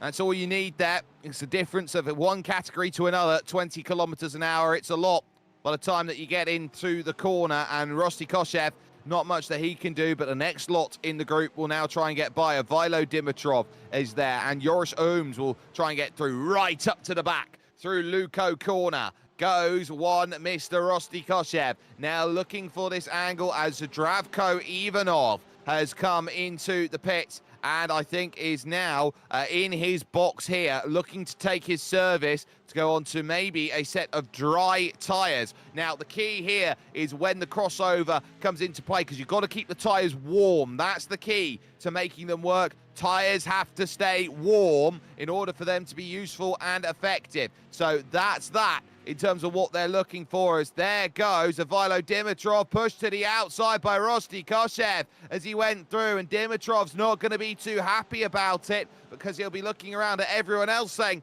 well, I am quicker car, I do have to go through. I do have to go and gain my positions out there, and I've got Joris Ooms right behind me. Can't get any clearance going through at Scarperia. No clearance either here at Pelagio. Over to the Corintaio. He'll finally be able to step out of line. He's got to step onto the wet part of the circuit to make these moves, and he does get the clearance of one, and that's so important that you can drive on through, because you'll look behind as well. Bozidar Andreev is not a million miles away now from Joris Ooms, so Ooms is going to have a little bit of a giddy up and get go at the moment here at 27 minutes to say, right, I do need to make progress. I do need to start scampering on forward, as there goes the lunges through. And now that gap starts to extend out a little bit here for Alex Stefanov, and he'll be quite happy with it, but still 8.3 seconds off of Martin Yankov, who is your overall race leader in the category. Now, Roy Viveka puts himself under a bit of pressure now because Christian Novev wants to move himself up forward and put himself then into P4 overall. So too does Andreev want to find a move for position, because he's on the back of the Ferrari of Alexander Nikolov Sr., who is going to have to try and defend this position against the Porsche, which looks like it has been the best car here today by a country mile, because you've got 8 currently of your top 10 as Porsches, with the exceptions of Christian Noves McLaren and Alexander Nikolov Sr.'s Ferrari. At this moment in time, the Porsches have been all conquering by comparison as they've been going out here and racing for it, as car 61 continues its attempt to get by car number 58 and still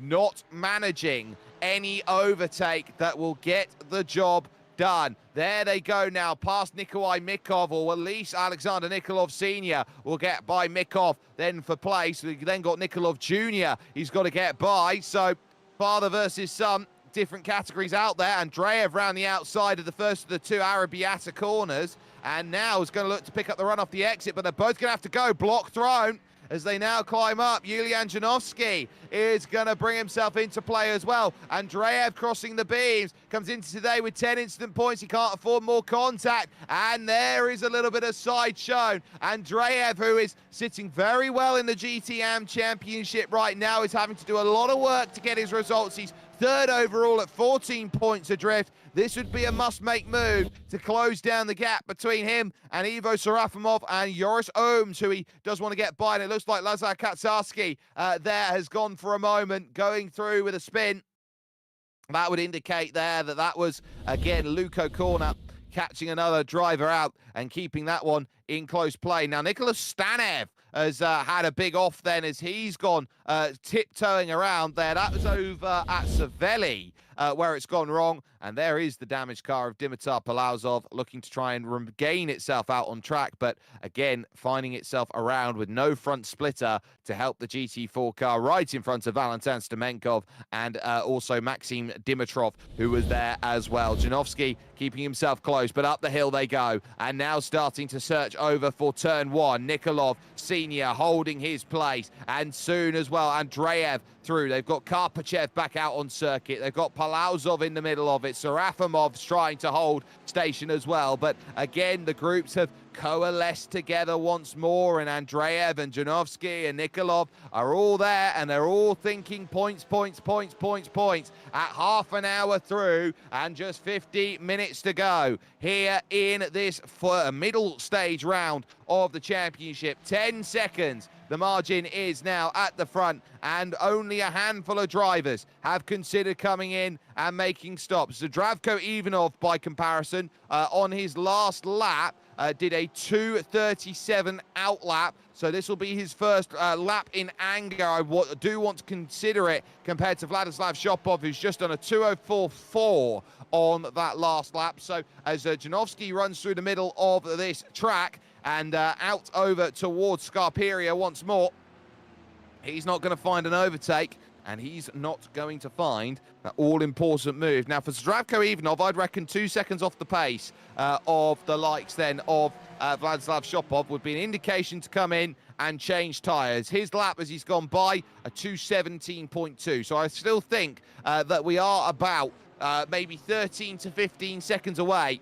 from the crossover point making itself known. This is the toughest section to try and get that avoided as we go on board with Bozidar Andreev and what he's been having to deal with out there, what he sees in front, what he's gone through behind, like Martin Yankov, for example. He looks down to the inside at Bushin and the long crest rise, but he struggles through the middle of the corner. He threw it in really deep, and look at a run that Janovsky gets off the exit in the Acura. Such a wonderful amount of brilliant acceleration there that just leaves nothing really until they reach the higher top speeds. The Ferrari able to match at the back end of the straight, and that might be a concern for Janovsky, who's got to go around the outside. Much more confidence down on the low line there on the inside of the circuit from Nikolov. Oh, and almost a bit of contact between them as they run through. Door trying to be prized open through Luco and into the Poggio Secco. It's still not quite enough that gets the pass done. It's still not quite there in terms of making the move known. And still you search, and still you think that there is time to be had. And there is another little drive off of the exit where the battle continues itself to be known. It's not going to be enough of a drive down to Casanova, and Katsarski are all the way back here in 16th and 17th. looking at Milan Milchev now with a little bit of green eye envy and thinking, I want an extra place out there on track, as does car 6, Christian Novev. The traffic here of Robin Skelton really doesn't help either of them out, and now it's about where do you go? Where do you go? They had to cross the beams there. Skelton moved all the way to the right-hand side to try and stay out of the way then, as Stanev has come into the pit and I believe has gone on and made a change. That's a car off as they've gone by. That's a Zdravko Ivanov on dry tyres who's really struggling out there on circuit, and in comes Novev, and in comes Viveka, and in comes Vrajilov. So I think we're in a pit stop window, and I'd probably say keep a set of wets on if I was everybody out there, because they are not that far away from the next band of rain coming in. It's only 20 minutes away. This track will dry out, but Alexander Nikolov Sr. turning into the corner. Oh, have they come together? Oh, no, come on. Tiptoe through at Scarperia corner, and that's how quickly it goes wrong. Bozidar Andreev now dives into the pits, and you might have said, how far along did you get in terms of that incident? And I think Janowski there was looking at that, thinking, did I truly get enough alongside to make the move known? And I would argue, at the point of turning, he did. So he would have been entitled to it because he got to the A pillar. So I think that's a racing incident. Joris Ohms in, Roy Viveka in, Maxim Dimitrov miles away coming out of the pit as he's come in, made his stop, and got back out again. So Maxim Dimitrov has done really well on that pit stop, as Joris Ohms, not much that he can do, and Roy Viveka has been in the pits for an incredibly long time with a speeding penalty. So Roy Viveka, caught speeding on the lane, has dropped a bunch of time out there, and it's so easy to do as you come in from dry to wet. The pit lane is the toughest place to slow it down, and Roy never got it right as he came in. He was over 100 kilometers an hour at the yellow commitment cones, and that pit lane will take the longest to dry of any place out there in this race. So Roy Viveka now out behind Orlin Malinov on track, but he'll be behind Lyubomir Velkov in terms of road position, 13th. In comes your top two, Vladi Shopov and Venceslav Rajchanov together in the pit. And I wouldn't be surprised to see Shopov out and away and not having to deal with too much more here in this one, as he's just pulled off out onto pit exit. He finds himself away. Andreev, P12, finds himself then with some of his nearer competitors like Yulian Janowski, but look at the gap that Vladislav Shopov has out there at the moment. Simply magnificent, as in comes Ivaylo Dimitrov to make his stop. Chris Vrajilov will stay out. Paniot Karpachev still a lap down, but making their decisions to dive down through pit lane. So Chris Vrajilov here is one of those drivers who will need to come in and make a pit stop, and will definitely need to do so very soon. So Dimitrov hits his marks. He will get tyres, he will get fuel, but they do not do those at exactly the same time. They have to do them independently of each other as part of the regulations on crew side. When it comes to GT3, iRacing does follow very, very closely the IMSA rule set out there in the world of racing on iRacing. So that is their base, and they've worked it. So out of the race now is both Stanev and Ivanov. We're just getting word in, so it looks like the 9 and the 10 have had issues out there on track. Nicholas Stanev, I'm not quite sure where it's gone wrong for him, but it's gone wrong somewhere out on track where it's gone wrong about 2 laps ago. So Stanev got himself back down into the pit, and that was wrong place, wrong time, but right place, right time here for those starting to pit, because Koshev leaves. Martin Yankov, I believe, has already come down in and made his pit stop. So Yankov here, 3 minutes 7, his last lap, so that definitely indicates a pit stop. Maxim Dimitrov trying to find himself now through the order, and just about tiptoeing through that battle between Nikolov and Koshev out there. Yankov still out ahead of Alex Stefanov by a pretty sizable margin here. So drivers like Božidar Andreev seeing drivers pit, now has moved up to 9th place, looking at 8th. Alexander Nikolov, senior leader in category, but due to pit, I put that as Maxim Dimitrov leads your class at the moment, with the dramas going around with the Mark Speed cars. Joris Ohms no pace, Milan Milchev due to stop. I put Andreev second overall at the moment in GT Am, and definitely looking to capitalize from being 14 points down. Here is someone who could easily beat pro category in terms of pace. Tries around the outside. There's a block through the middle of the corner, then by Milan Milchev, who is fighting this one for position as they go through at the Biondettis, and it's a loss of 2. Contact. Milchev tips around Julian Janovsky, who goes into the grass and now needs to find reverse to get back out on circuit. This might be a 5-point turn, and he's really trying to find himself that room. Just about manages it as Nikolov Senior pits in from position number 6. Oh my, that could have been very scary and sketchy through that position, but Julian Janovsky, not much more that he could do there, but watch out for that weather system that will be coming in from the south once again. It is looming heavy, and I would be concerned as Lyubomir Velkov dives into the pits along with Milan Milchev, who's already in there, and Nikolov Senior, who's coming out, Nikolov Jr. and Rosti Koshev both in the pits. So that would indicate to me that they are getting their service done in GT4. Nikolai Mikov then stays out longer than anybody else in category here at the 40-minute mark of this 80-minute race, so would be able to make a one-stop strategy work here on the current form. So that certainly looks to be in the back pocket as Nikolov Senior comes out in P12, and that's not bad at all at the moment, but still trying to chase 2 seconds down to Ivo Serafimov as both coming out of the pits at the same time. We'll keep an eye out on likes of Martin Yankov. He's already gone through turn 1 at San Donato. Alex Stefanov has done the same as well. And I look at Rosti Koshev here and the long pit stop that's being taken by the 101 here, whether this is going to be one. Oh, it is. It's for speeding. Championship leader as well. Caught out for speeding. Koshev has got to stay an extra 40.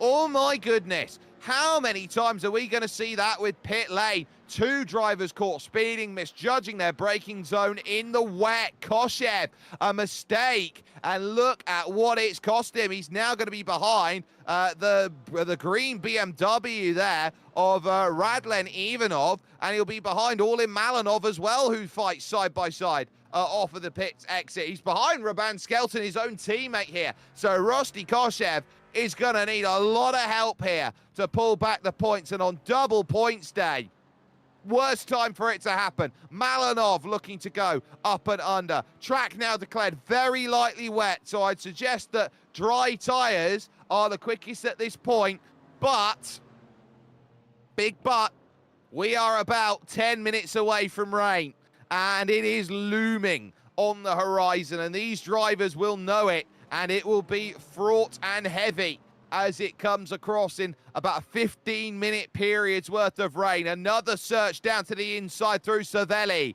from Orlin Malinov, trying to find this pass. Lead gap at 7.5 seconds, 7.7, looking for the trade again. And look at that. This is a beautiful pass by Orlin Malinov. Gets it done. And up the hill, Koshev almost making contact there with the light green BMW, who's aggressive on the brakes up into Scarperia.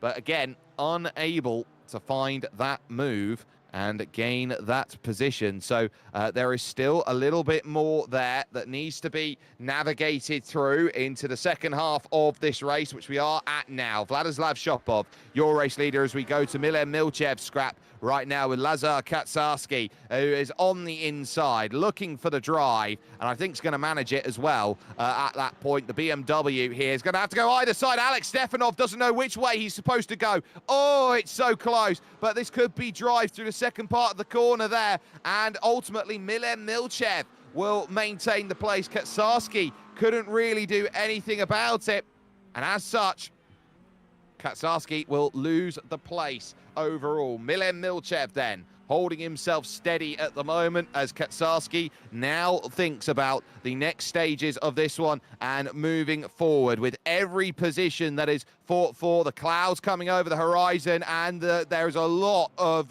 waving about then of here the windscreen wipers, because I think we've just about hit the rain again, and it is gonna get as heavy as it comes at the moment here on the radar. Alex Stefanov is around and in the gravel, and that is pretty much straight away as he's gone through Arrabbiata. He's gone, and I think he's just tagged the curb off the exit, and the car has just completely said no there. Here's McLaren 570, and so he goes around for a spin, and now he drops the position to Nikolov Jr., who now moves himself up into P2 in class. There's your leader, Martin Yankov, in GT4, and that is Nikolai Mikov off the road. So Mikov struggling out there on track. He's gone for a very quick spin out there. That's over at Scarperia, and I think he's just lost it in the middle apex of the corner and has nosed it into the barriers. Koshev now is starting to feel like he can stretch his legs a bit. He's eyeing up Malinov for position as Maxim Dimitrov has continued his way through. You got Janovsky, Viveka, and Ivilo Dimitrov all close together on track as well, which is going on 7th, 8th, and 9th overall.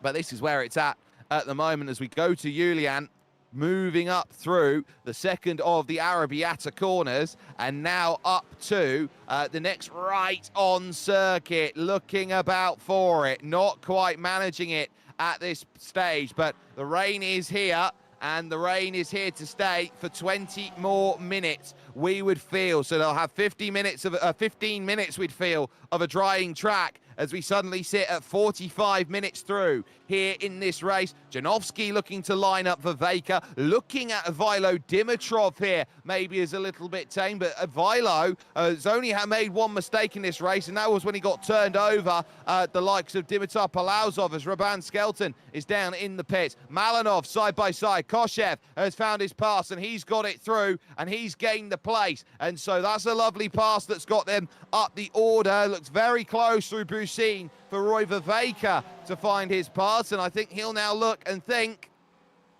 Sandinato? Sandinato might be the place where he goes and thinks, yes, that's where the move's going to come along. Janovsky happy to sit and wait. He's had a hectic day behind, and through the opening corner, they're going to extend wide, and they're both going to go wide. Viveka's going to go off the circuit, and Yuli is going to get one. Yuli's going to try and get two around the outside of Luco there, and as well the Poggio Secco. So that's wonderfully done. Julian Janovsky playing the weather conditions perfectly from 9th to 7th in the blink of an eye, and now thinking there's more, and keep an eye out on what there's more of, because Joris Ohms and Ivo Serafimov, who are together in the championship, remember, are going to be next to each other on track, and in fact they might just be making moves as Paniot Karpachev gets through a very aggressive section of this track. Serafimov lunges down the inside and gets by Joris Ohms for position, who's not loving the wet out there on track, so there has been a change. Martin Yankov, though, has fallen down to second, and I wonder here how that's happened to Alexander Nikolov as the change has come in. It's happened over the top as they've gone through. So this second stop, I wonder if Martin Yankov went to dries and he's been caught out by the wet condition. Oh, there's been a spin in the pits. There's been a spin in the pits. Lyubomir Velkov has gone around here trying to find his box. He's got to be very careful he doesn't make contact with the likes there of Alex Stefanov, who's dived in. Everybody is tiptoeing now on track. Those who have gone for a dry tyre now are trying to keep themselves in play. Yankov making that second stop early. So too Alex Stefanov to try and get themselves home and hosed out there over this second stage. Ivilo Dimitrov now in 8th, and that rain is chucking it down right now here at Mugello. When it rains, it pours here in Tuscan Italy right now, and this is where Ivilo Dimitrov now looks to try and keep Roy Viveka at bay. 3rd in category versus 4th in category, and a lot of troubles out there for Joris Ohms as well, who's trying to maybe weather the storm and is really struggling out there on his dry tyres to keep any form of pace out on circuit. Look looking to the inside. The recovering Roy Viveka from the speeding penalty, taking that big, deep lunge through turn one. Ivilo Dimitrov likes his line and keeps himself steady and in place. It looks very much like an ice rink out there for these drivers. You can see the rooster tail starting to kick up then on a track that is now declared as moderately wet for these drivers once more. And the chase now through to Borgo San Lorenzo. Next right, round the pole. Here they go, and that, of course, is the setup at Materazzi, which leads them over to Casanova Corner. And this one is where you're most committed, and you need all of the downforce in, and especially in wetter conditions, you don't get as much downforce. That's why drivers like running higher downforce sets. They go through. Joris Ohms into the pits with Alexander Nikolov Sr. in. So both of them have had to come in, make their stops, and it would be, you would think, their final stops of the race to get themselves home here in these very, very wet conditions. We are about, I'd say, a quarter of the way through this rain at the moment here as we sit with 30 minutes to go at the next crossing of the line. Vladislav Shopov, we've hardly talked about him. He's 14 seconds clear in the number one car and has done everything right out there on this circuit to give himself the result that he needs. And all of these drivers are looking around, trying to keep themselves out of trouble. Very easy to pick up the incident points out there, and it is worth talking about here today, those incident points, because it is a drive-through penalty at 25 and disqualification at 35. Off the road, Lubomir Velkov again on the curb. It's never a good idea in the rain to put stuff on the curb. And your leader in GT4 has just spun. Alexander Nikolov Jr. has just spun from the race lead. And so he's just gone in. Oh, he's just completely dropped it on his own there as he's gone through. That into Borgo San Lorenzo. And two cars have gone screaming by him. Joris Ohms and Nikolov Sr. So he's not lost any positions out there. But he is trying to weather the storm right now out on track. That's what he's having to navigate through. And we're getting a little bit of a tiny break in the cloud at the moment. A small period of light blue rain. They're going to avoid most of the red and also most of the yellow out there, the dark orange that there is, as there is second Nikolai Mikov, who is trying to stay close and is actually quite close at the moment. In comes Ivo Serafimov in to make his stop. So Serafimov now also looking to make his pit stop known as we focus with Orlin Malinov and the very interesting dual system away there from the windshield wipers that are there for that Aston Martin. A very unique sense. You normally just see the one for weight purposes that goes across the screen, or as you can see there from Alexander Nikolov there, almost like the metronome system that you've got left to right, to left to right, to left to right, as he is currently in 15th position and looking at the back here of Joris Ohms.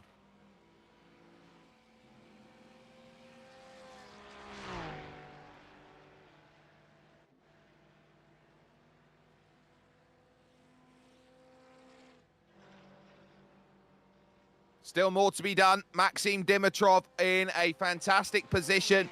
P5 and 11 seconds over Bozidar Andreev, who is second in GTM, and he is extending the gap out. That last lap, a 208.8 for him in his Porsche. 209 flat from Bozidar Andreev. He loses 0.2 of a second, and so the time looks to continue on again. As you say that, Joris Ohms going for a bit of a moment out there on track, and so Ohms looks around. That's Nikolov, their senior, off the road and avoiding it, and they're almost about to be put a lap down by Maxim Dimitrov. Such has been the difficulties out there. You can see he's well out of line. There is Nikolov as he goes on through, trying to avoid not only the one car there of Rosti Koshev going through, but he just completely misses his braking point because of it. We've got Kasarski currently was off the road a little bit earlier as well, so he's been able to continue on here, has he in 13th position. For all of the dramas he has and that very, I would say, damaged front nose that he's holding on to right now, he's done very well to get himself up to 13th, and it's a day of just dory mode, effectively. Just keep swimming in these very wet conditions and keep yourself out of trouble. There is Radlen Ivanov, and he's eyeing up All in Malinov. This would be for 3rd position overall in GT4, if you can manage to find this pass. Malinov down the hill through the very, very wet now section of road at Cervelli, and also now through the Arrabbiatas. While this was the first place on track to get wet, it will also be one of the first places on track to get dry when the rain stops. You can see it bounding in there from the south as they see that northward wind continuing on here around this circuit. Radlen Ivanov close to Malinov, but just that close. The gaps have opened up. This is the only battle right now on circuit that is currently classed as being within 1 second at this moment in time. So it is not necessarily a bad thing out there that these drivers are there and close. It's just that the rain naturally opens up a race like this, and it does expose gaps a little bit more here as we sit with just about 25 minutes left of racing to go. And hold on is the call for many different drivers out there. I look at Bozidar Andreev and where he is. So keep an eye on Maxim Dimitrov. He's down 26 in the GT-AM Championship. And as we know, he's currently racing about right now in P5 overall. So he would be on course, I would say, at this moment in time to pick up a very sizable 102 championship points. I look down the order to see Joris Ooms and Ivo Serafimov. Serafimov's the bigger challenge now because Serafimov will be ahead. He'll be in 12th position, and he'd be scoring only 78 championship points. So 78 to 102 is 24 championship points. The difference between those drivers coming into today was 24, sorry. So Dimitrov would tie Serafimov on points, but Bozidar Andreev would walk out of today with the GT3 AM category lead, potentially at this moment in time as he walks in. He's in 6th, so he'd be on 98 championship points to Ivo Serafimov, and his 78, so he'd gain 20, and he'd move into the lead by 6 in the championship if things are to stay as they are. A very interesting game out there as we focus with Radlen Ivanov still here with All in Malinov, and just that helicopter shot showing you just how little visibility you have here in the rain, unable to see the likes of those in front of All in Malinov, who's just keeping it as close can be to 1 second out there on track. So movement being made, heavy gaps there around the 15th, 16th, 17th positions. You also got Gabriel Ivanov. This is technically an overall pass for Gabriel, and he needs to make it here and does it quickly on Alex Stepanov. When you got Martin Yankov down the order as well, here in 4th place, I'd look down at that and say mistakes were made from drivers like Martin Yankov to go onto the dry, having to make that second stop, unless those stops do have to come in late and they can't make it on fuel. But by the looks of how long they are running, some of these drivers, I reckon the one-stop strategy, keeping out there on the wet tyres, was in fact the right call, and Martin Yankov may have missed a step out there overall. We take a look at Nikolov Senior on the curb, sliding through the corner. I think we took a really good look at this earlier, and that just shows you how hard. In fact, that might actually be a second time he's gone around there, and that looks like it's Luco Corner where that's gone around just before the Poggio Secco, and easily done in terms of that spin, especially in this wet stage that we find ourselves in. Now, yellow rain, but we're into the second half of the rain right now, which should leave in about 8 to 10 minutes' time, which will leave a little window of drying track for these drivers to get themselves quickly over to the end of this race. 25 seconds now, the overall race lead, as Radlen Ivanov now sits at 0.4 of a second. Karpachev down into the pits. So he'll dive in. This would be, assuming for me, a second stop for Paniot.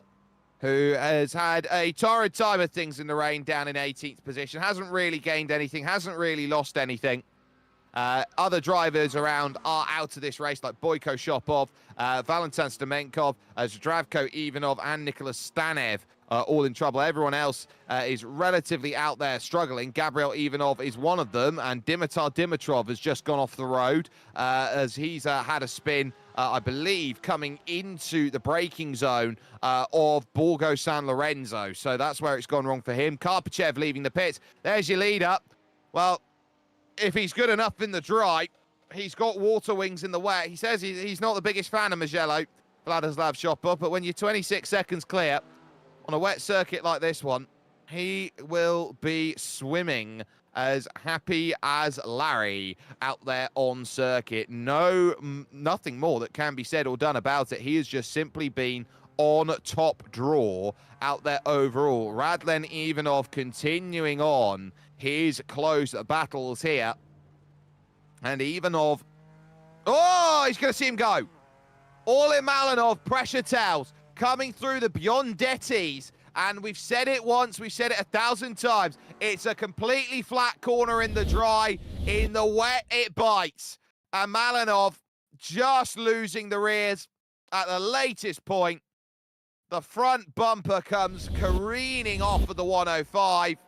And he now has black and orange mechanical damage. Stanimir Borisov, by the way, has picked up 25 instant points. He's got a drive-through penalty to keep an eye on him. This is what happened to Dimitar Dimitrov. Lost it very early on into the braking zone and dropped a number of seconds out there. Karpachev looks like he's just come off the road as well. And I think we've just caught this one.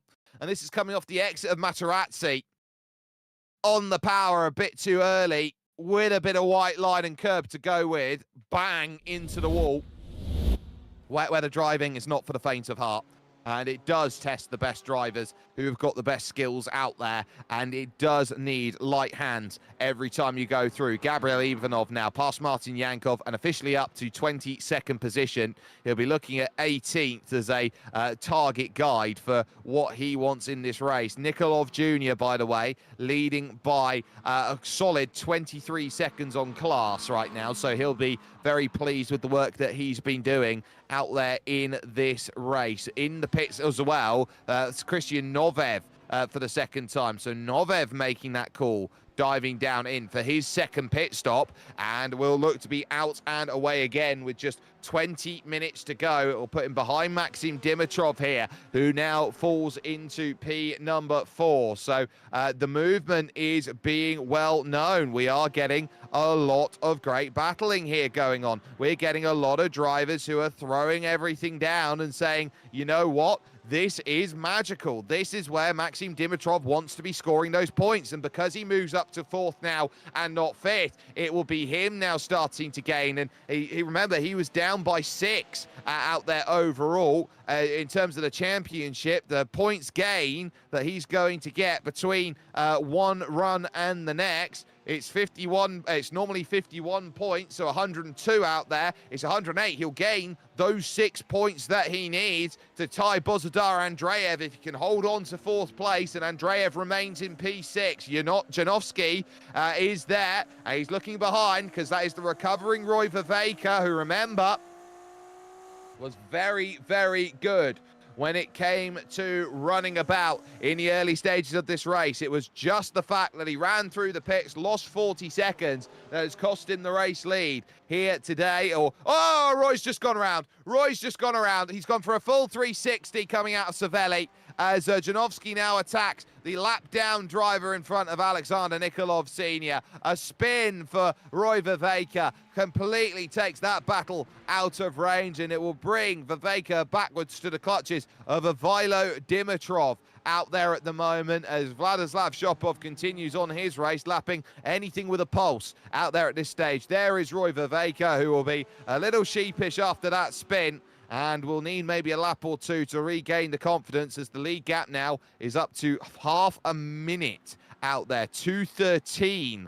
last lap then from Venceslav Raichanov, who has really backed off of it over the last couple of laps or so. I wonder actually if he's struggling potentially with a few incident points out there that he's picking up. Janowski continuing to remain close, but he now finds himself P7 as the leading Acura out there with 8, count them, 8 Porsches inside your top 10. It's been a really tough day for anyone who's not been in a Porsche in GT3, as Roy Vervaeke actually will now take the call to dive into the pits. We are pretty much now staring down the barrel of the last few minutes of rain here around this circuit before it will dry back up. So a final call from Roy Vervaeke in, just to give him some confidence, a little bit of heated tyre out there if he's cooled the tyres completely off, to just get himself off and going again. Milen Milchev down in the pits as well. He's still out on track. He's in 11th currently and trying to get by Martin Yankov, who is currently 4th in class, and manages to do that as Yankov keeps himself out of the way. Vervaeke now leaving the pits. And I tell you what, Radlen Ivanov is under a little bit of pressure right now from the likes of those around. So Martin Yankov, who's only 5 seconds adrift, could very much bring himself into play as Chris Vazilov puts him a lap down. Karpachev down the order a little bit as well, is looking for a position, believe it or not, on Alexander Nikolov Jr. This one overall, outside line looking, and gets it done. So move Karpachev to 18th, Nikolov down to 19th. He would have loved that place, but there's nothing he can do except rely on drivers finding themselves in trouble in the final stages of this race. Down to 15 minutes of this Type B run here in this fantastic series. It is worth noting in terms of the schedule that we have here in your wonderful SimGear GT Masters, is that we are not necessarily going to be running on Easter Sunday. We will take a break of 1 week. We'll be back on the 27th here of April, and that will give you a run from Circuit of the Americas, which will be a Type A run around. They will then have 3 rounds to end the season. The 4th of May, where we'll be at Road Atlanta for a Type A run, and then the Circuit de la Sarthe here, the Circuit de 24 Hours du Mans, will be your final round of the championship, and it will be a Type B 1 hour and 20-minute race over there. So mark them in your calendar. Inside the final 15 minutes, Nikolov Jr. around for the second time, and this time he noses in, not once but twice, as he goes on through. That's a hefty shunt for him, and he now needs to reverse it. He's somehow avoided black and orange mechanical flag damage, but now this really brings into perspective here. Drivers come in. Nikolai Mikov could be the one who profiteers from it. It shows you how difficult the conditions are. The rain is just about ready to subside, and now your GT4 championship, or GT4 leader at the moment, having a big moment out on circuit. Definitely not what he was eyeing up. He'll be able to continue out on track, but that lead gap has certainly been eaten in. It was up at 25 seconds there or thereabouts. It's now down to 6. Oh my goodness me. And you thought that this race was done with surprises. It never is, as Milen Milchev continues on his race. And this is an important race for Milen, because this is the move from Serafimov to try and get the passes. Now into the pits comes Chris Vazilov from 3rd position out there overall, so he'll make his final stop. This is going to be side by side. Oh, they almost touch wing mirrors as they head themselves over towards San Donato corner, turn 1. Serafimov trying to lunge to the inside, doesn't quite get it done. Milchev holds, and Dimitar Dimitrov, who's in 10th place in front, had a very quiet run, tries to go for it. Where are you going to find that one? Down the inside on the exit there. Serafimov is looking mighty feisty in that Acura to try and gain that place on the BMW of Milchev, and is not quite getting what he wants. A bucket full of spray, and that's going to be I'll let you go. Milen Milchev not wanting to get much off of the exit. He was caught out as well on the curb, so that wiggle on the curb is there, and a Dimitar there. Pulling off the side of the road. What's happened there? He's just gone straight on, I think, there at the Borgo San Lorenzo, locked up the rears and's gone skidding and aquaplaning on, and so he'll let those 2 places go, which puts Ivo Serafimov into the top 10. 2 Acuras now in the top 10, and there you can see it straight across the gravel and trying to avoid rejoining unsafely at Materazzi corner. Gets the kart slid about and just lets those two go and to continue on here in this race. But it is by no means done as we sit just waiting into the final 13.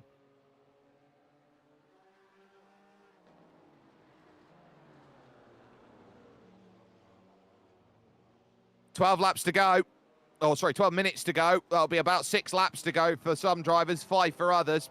Radlen Ivanov under pressure. This is Martin Yankov trying to find a pass. And speaking of those trying to find passes, Christian Novev will be another one we'll need to go to in a moment, because this will have some seismic GTM category points, mathematics that need to be added up with it, with Maxim Dimitrov, who he himself is only a couple seconds behind Chris Vrajilov for position. So Vrajilov, I don't think is going to be safe for that podium either. But at least right now, Ivanov and Yankov close together, but it is just that. They are close together. They're not making enough of a statement here to make that move, but Yankov will get the drive out to Bucine, but it is BMW versus BMW out there on circuit. These wonderful M4 G82s out there are really trying to drive, but not finding it. Novev is as close as you like through the final corner right now to Maxim Dimitrov. And keep this in mind, Christian Novev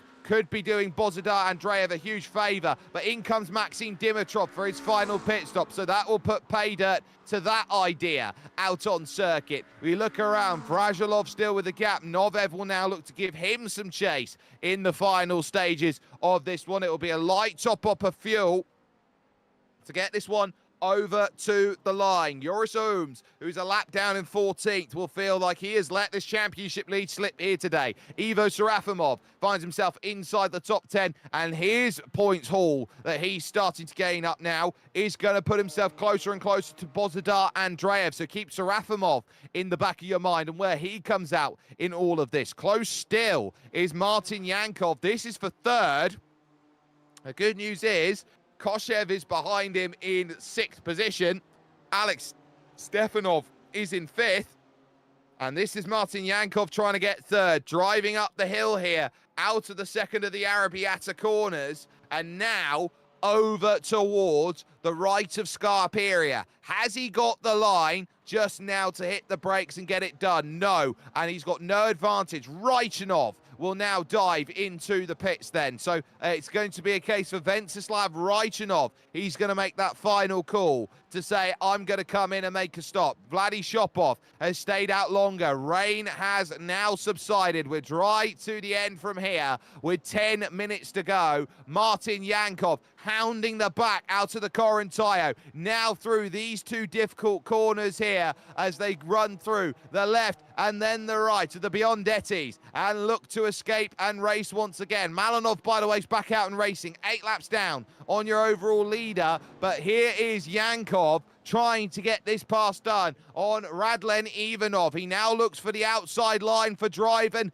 any sort of form of help on the exit. They might start searching for water if they're not careful around this circuit. And Martin Yankov knows, as the track is currently declared as moderately wet, that there is still chances. Dimitar Dimitrov is down in the pit lane right now, getting his service. Martin Yankov to the outside of San Donato, trying to get the pass made, and it's still the inside that works out as it works on through. But watch the drivers, they head to Luco and the Poggio Secco. Can't turn in like that. If you're Radlen Ivanov, he loses out. Martin Yankov back up onto the podium. Shopov, Janovsky, and Andreev are all in the pits right now, and they are getting their service. So for Bozidar Andreev, how far does he fall back as he now sees Vladi Shopov go by him? Janovsky will stay ahead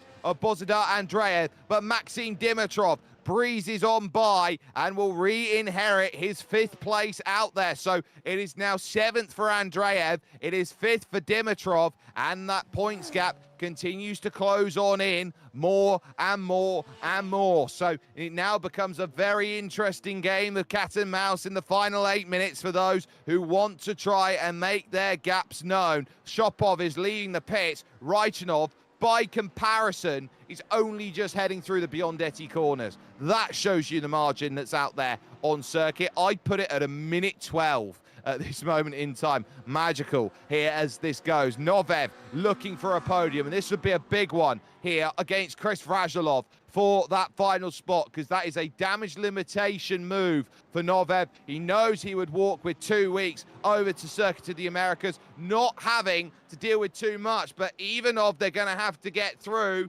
here. That is Radlen Ivanov, and then Martin Yankov, who is there just in front, and now they go nose to tail. So Novev is given a chance here, thinking of the inside on Chris Vrajolov, and not quite finding it still. So more needs to be unlocked. More needs to be found. More, please, sir. Can I have one more overtake in the final 6.5 minutes of this race, says Christian Novev, who's had to work hard up and down and all around in this field to gain to the position where he's had to. Passing Martin Yankov, he won't be close enough up the top of the hill over to San Donato. And at least at this point, that is going to be tall orders to get it done. Really sliding on in through the corner and just not finding the pass that is there. But still, there is more to be found as Dimitar Dimitrov now looks to line up the pass on Katsarski. There goes the pass. This is for 12th position, and the move gets made, and it gets made quite comfortably,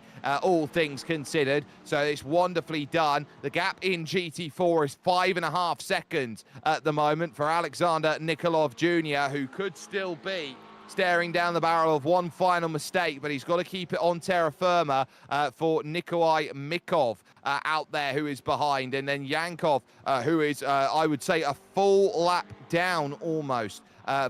He's full 23 seconds down at this point, so the difference makers then are quite stark in that one. Katsarski continuing to keep himself close. The gaps are well known now as Vrajolov has pulled the gap to 2 seconds over Christian Novev out there on circuit.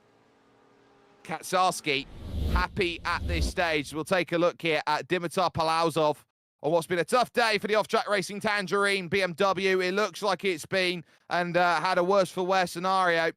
Round he goes. Luco. Perfect parallel park. 10 out of 10.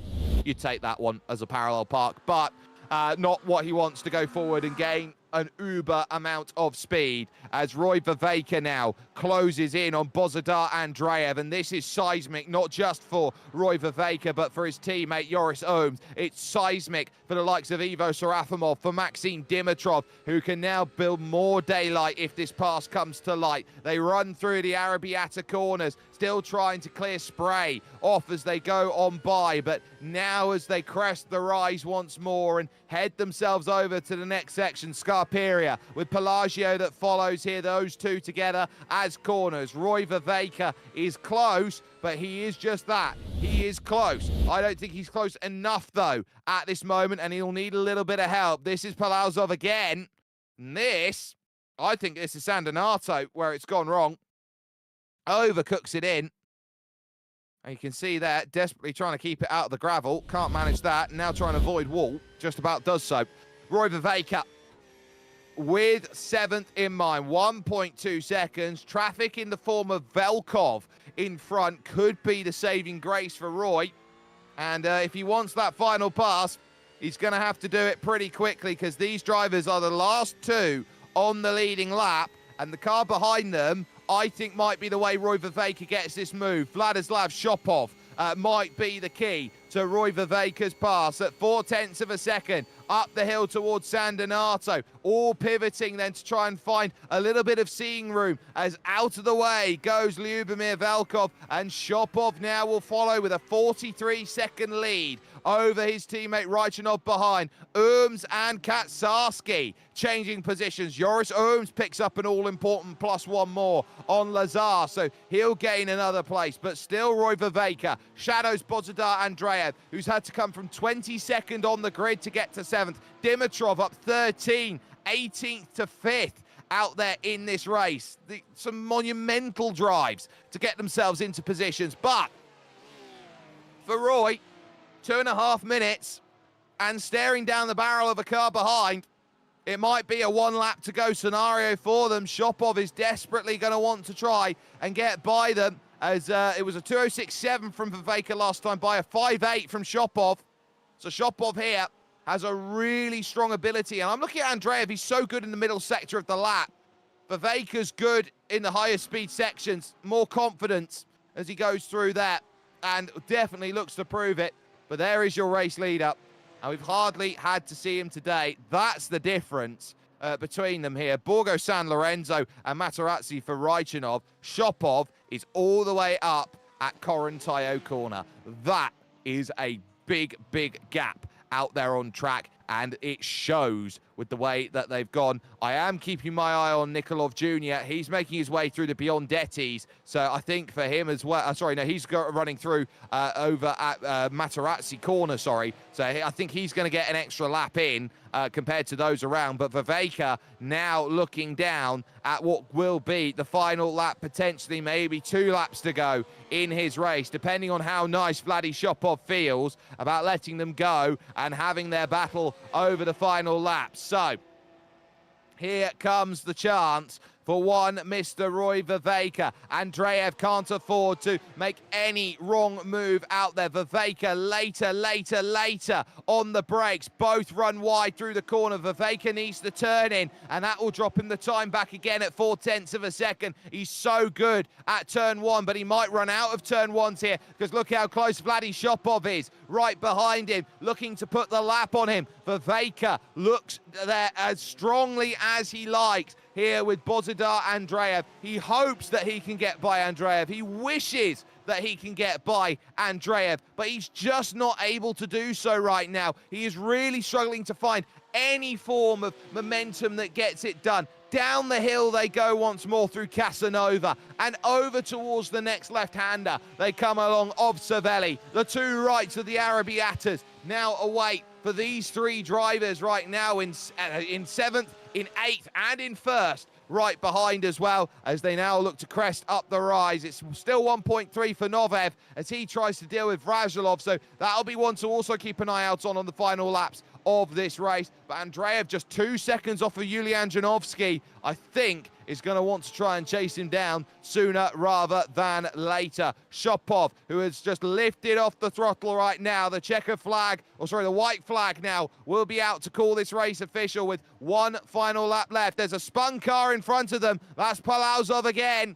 and they just about managed to avoid that. Andreev's got himself a gap, but he's trying to chase Janovsky down, and if you can manage that, Janovsky's off! Yulian Janovsky's off, so they'll all gain another one out there as they go through. A torrid moment for Yulian Janovsky. Andreev now up to 6th is perfect. Katsarski's pulled over on the side of the road as well, and so that'll be big as they go by. We take a quick replay. That's Janovsky going off, but up the hill for the final time goes Vladislav Shopov. Rainmeister, no one could stop him today. Vladislav Shopov wins at Mugello with consummate professionalism and ease, and the battles will continue on as they go. We wait for Venceslav Raichanov to make his way over towards the line, and of course Alexander Nikolov Jr., who will be in line on a one-stop strategy to pick up the result that he wants. Viveka all over the back now of Andreev as he goes by, looking for a way through. Couldn't get it done at the Poggio Secco. They head over defensive to the next corners out on track. Then, as they go through Borgo San Lorenzo, as they now go through, oh, no drive for Viveka. That's there, Dimitar Dimitrov trying to go around as they go through. Christian Novev will look around. Oh, they're both going to go. Dimitrov then and the 51 of Milchev come together. Dimitar Dimitrov is going to get what he wants then out there as Chris Vrazilov continues on. Alexander Nikolov, by the way, is now just a corner away from his GT4 crown and he will know how important the result is going to be as we watch up the hill side by side almost here as Roy Viveka looks to try and tiptoe his way through. Vrajilov will take third, Novev fourth, and it's close, and it's really close. It might actually just come down to Bushin. Alexander Nikolov Jr. comes to the line. He will win in GT4 and does so flashing the lights after a couple of mistakes, but he had the pace on a one-stop strategy. Nikolai Mikov hunted him down every single stage of the way, but it will be Martin Yankov gaining in the championship. It will be Maxim Dimitrov next, though, who will take GTM honours as these two stay close, but I don't think Roy Viveka is going to get a run. Maxim, 18th to 5th. And that reignites his championship efforts there with a wonderful bout of points that he will take with everything and a bit more there. Bozidar Andreev will hold off Roy Viveka as the last of the drivers will come to the line. I believe we're waiting on Alex Stepanov then to go, and Dimitar Palauzov. But wowee, a simply put dominant race at the front of GT3 Pro. You don't win them by this much very often, but the rain certainly favoured a driver who was trying to rain dance for it and got everything he wanted from it, more than most. So we will get confirmation of result coming through in the next couple of moments as we watch P1 and P2, car number 1, car number 2, out there together and showing that it is their championship. Team's championship is theirs on lock at the moment, and there is nobody who can take on Shopov and even Venceslav Raichinov. They were a minute clear of the field today. So, as they go, it was 1 hour, 20 minutes and 58 seconds worth of racing action where Vladislav Shopov was able to pop off and get his big victory here at Mugello, a winning margin of 42 seconds when all things were said and done coming over the line. Third would belong to Chris Vrajilov, who would be a minute 13 behind, as Christian Novev would find himself close to getting himself on the podium, but still dropping points here today. It's a top 5 for Maxim Dimitrov. Big points for him in the GT3 AM category standings at the moment, with the likes of Bozidar Andreev able to stave off P number 6 and pick up some sizable points himself and potentially move himself closer to the championship lead as he goes. That 6th place compared to Roy Viveka's 7th being rather important. Yulian Janowski would be the first of the cars a lap down in 8th place, as Ivilo Dimitrov would finish 9th, and Ivo Serafimov will be looking around at his 82 points compared to the 98 points that are there for Bozidar Andreev, and he will now be down in the championship by 3 as he looks to walk on through. Beyond that then is going to be the likes then of Joris Ooms, who's 11th, with Dimitar Dimitrov in 12th and Milan Milchev in 13th. Following that, Alexander Nikolov and Vladimir Mavrodiev, 14th and 15th. Mavrodiev 2 laps down. Stanimir Borisov and Lazar Katsarski would be 16th and 17th. Katsarski unable to find the finish as he would pull over with 1 corner to go, as the likes of Gabriel Ivanov and Panayot Karpachev would be there in 18th and 19th. In GT4, Alexander Nikolov Jr. now brings himself into the title fight when all of the main contenders had themselves troubles today. Nikolai Mikov will gain points then as he finishes 2nd in category, and Martin Yankov behind him, Radlin Ivanov and Alex Stepanov 4th and 5th. And Lyubomir Velkov will be a very important driver here in this group because it builds a gap between him and Roshdi Koshev, who was there in 26th overall. You then got Roban Skelton, Dimitar Palauzov, who was backwards, left, right, and centre, all in Malinov, who had the big shunt and had to spend time in the pits. And your 4 retirees from this race: Nicholas Stanev, Zdravko Ivanov, Valentin Stomenkov, and Boyko Shopov, running out 33 laps short out there overall. That will take us over to your SimGear press conference as we get our drivers all sat and ready to have a chat with us. No better place to go to than your race winner overall, Vladislav Shopov. You prayed for rain last week, you got it, and you got a 42-second win. I'd say job well done, Vladdy.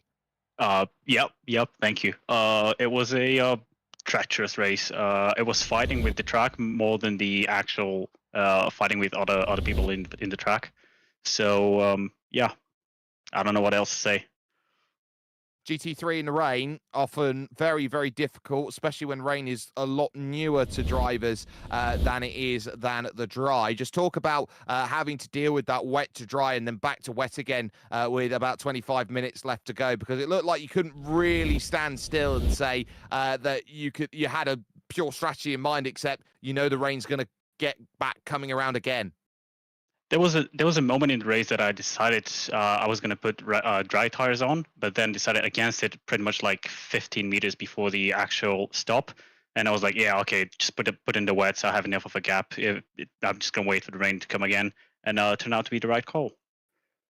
A great call. You get a break for Easter that comes along next week, but the week after, Circuit of the Americas, you're extending that gap over your teammate here, and on a double points round, you take maximum points out of today. Are you looking at this thinking that the championship is more and more in your back pocket? It is a confidence booster. It's calming me down that I know that I have such a gap.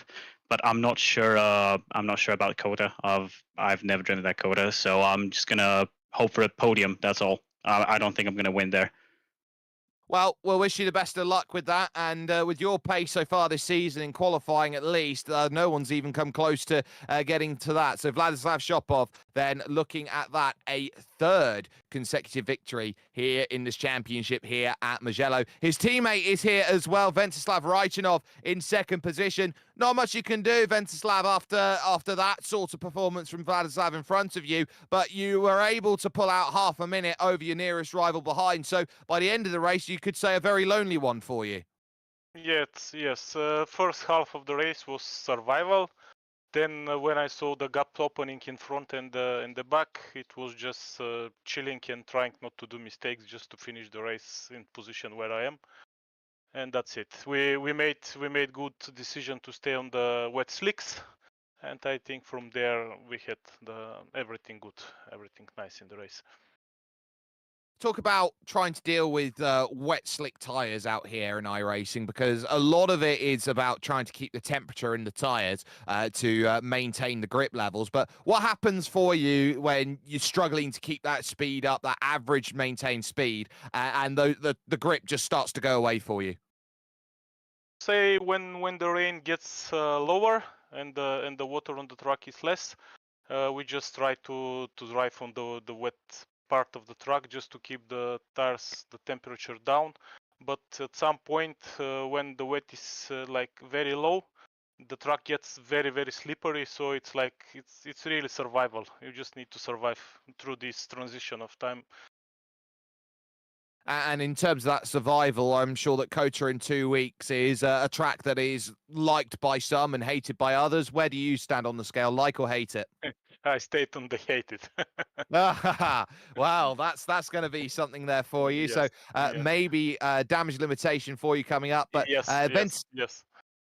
Oh my. Well, we'll wish you the best of luck then, Thank you. Ventsislav, as you go through. P2 here today for him. Chris Vasilov was third overall and had to survive a late scare from Christian Novev, who was trying to chase down late. Chris, you win the battle of the Chris's, crucially, as you hold on to that final spot of the podium. But a race for you where ultimately started fourth, but you had to be up, down, and all around today and be very, very adept. Yeah, tell me more about it. It was, as Venti said, like a game of survival. I got the strategy wrong in the end, but it really didn't matter because I kept the position. So I'm still happy with that.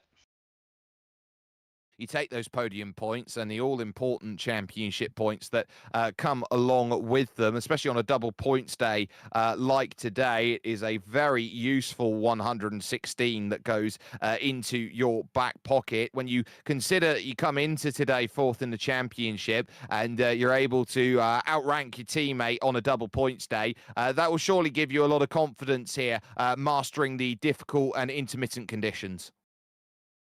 Confidence is a bit an overkill, to say the least, because I've never driven Kota, so that'll be fun. Hopefully it's a dry race. It's well, if it is a dry race, that will certainly be a lot more helpful. Just talk us through the traffic though today, because it looked like everybody was struggling out there, and there wasn't really the traditional form of a block of traffic here and a block of traffic there. Yeah, well, patience was a key. If you try and dive bomb in these conditions, you just die instantly. So I had to be very patient, wait for the move, wait for the straight. Yeah, as simple as that. As simple as that. Chris Radulov then picking up third overall today and closing the gap on Christian Novev for third position overall in the championship. We are going to take this chance to jump over to GT3 AMS category winner Maxim Dimitrov here with me right now. But starting from 18th position on the grid, Maxim, to get yourself up then over to P number 1 in class, you'd have to say that is a job that you will thoroughly be happy with here at Mugello. Yeah, where it's talked about P1. I couldn't qualify well, so I used my qualifying time to try lines and see where the grip is, and it helped me out a lot during first couple of laps. It certainly gave you all the help in the world, and so with that, you were able to gain the positions when a lot of the drivers around you found troubles out there. I don't think I saw you once off the circuit in any way, shape, or form. So talk about trying to find that grip on a very slippy, rubbered-in line, because I don't think there's any real sim out there that does it quite the same as iracing. Yeah, iracing is really close to the real life. I did a couple of mistakes, but it was a calculated risk in the places where I couldn't spin, couldn't lose the race, and worked out for me. Well, not only does it work out for you, it now puts you within 5 points of the championship lead, if our math is correct out here. So you are really close now to the point. And after having a couple struggles earlier on in the season, how important is it to maximize the double points rounds with one double points round left coming along later on in the season at Le Mans? Yeah, I was counting on this round to get back into the championship and actually fight for the whole championship win. So happy to be almost at the lead. Well, being almost there, we'll wish you the best of luck. Maxim Dimitrov there joining us and picking up the result of P1. Bozidar Andreev from no time in qualifying due to penalties over to P6 and P2 overall here. Bozidar, I'll give you the good news first. If my maths is correct, you're walking out of Mugello as championship leader. Oh, that's really amazing. I don't know what to say about this. Well, at least talk us through your race, because starting from 22nd, it's always very difficult when you're going from the back of the category and drivers trying to dance about in the early 15, 20 minutes where you had the heaviest of the rain to begin with. So talk us through making those moves through the pack and how easy or difficult you found it. Yeah, it was a lot of difficult. I was trying to race clean, not make any contacts or not making any off tracks, because I want to clean some of my license point, because I have a lot of in my bank. After the first pit stop, I was on a brand new wet tires, and the track was pretty dry, so I quite overheat them, and it was difficult after that to find the grip. Yeah, very tough, especially with how late the rain was going to come back again, in causing a lot of drivers to have the dilemma of what tyres they chose. So ultimately for you, how do you look at that as a learning curve moving forward, and in terms of dealing with wet tyres on a dry circuit? Yeah, it was a good lesson. I think I learned a lot of it. It was a good race at all. Well, a good race for you. P2 overall. We'll wish you the best of luck there, as that was Bozidar Andreev, who we believe will walk into the championship lead, moving over to Circuit of the Americas in 2 weeks' time. Third in class, Roy Viveka here joining me now. Roy, it's been a number of years since you and I last talked, but the first thing we've got to talk about is the fact that you're 11 seconds off the victory here today in category, and you had a 40-second stop and hold for speeding in the pits. Exactly. I think without that penalty, I could have been P4 or P5 overall. But yeah, it's my mistake, so I can't really complain about it. No, definitely not. But the pace certainly seemed to be there for you, especially in the wet conditions out there. Is it something about the wet conditions that you've generally got a little bit of an advantage on that you find easier than some of the other drivers? Or is it for you a case of you're just able to adapt through the years of experience you've had in the sim? Experience surely is a big thing when driving in the wet. One of the things I like about wet is every lap is different, and I think that's where I gain a lot of time to other people because I can adapt really quick to a changing track.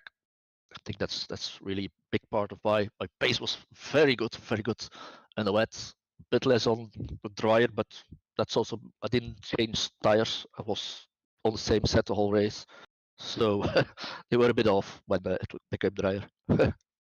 It's the sort of round here in this championship where the drivers who are up at the top didn't have a great day, and the drivers who are chasing all did. And now you bring yourself into the championship picture, which I think now has 5 drivers fighting as tooth and nail for this championship. So with it seeming like there's a different winner each and every single week in this category, how do you look to stand head and shoulders when it comes to 2 weeks' time at Circuit of the Americas?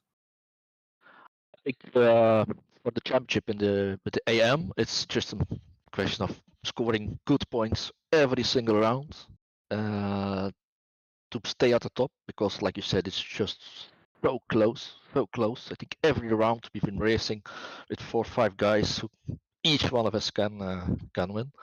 So making no mistakes, which I'm not very good at the moment, but as few mistakes as possible, let's put it that way, and just keep scoring. Also on Kota, which is a track I don't like. I'm on the hate camp also, so it's gonna be a tough one.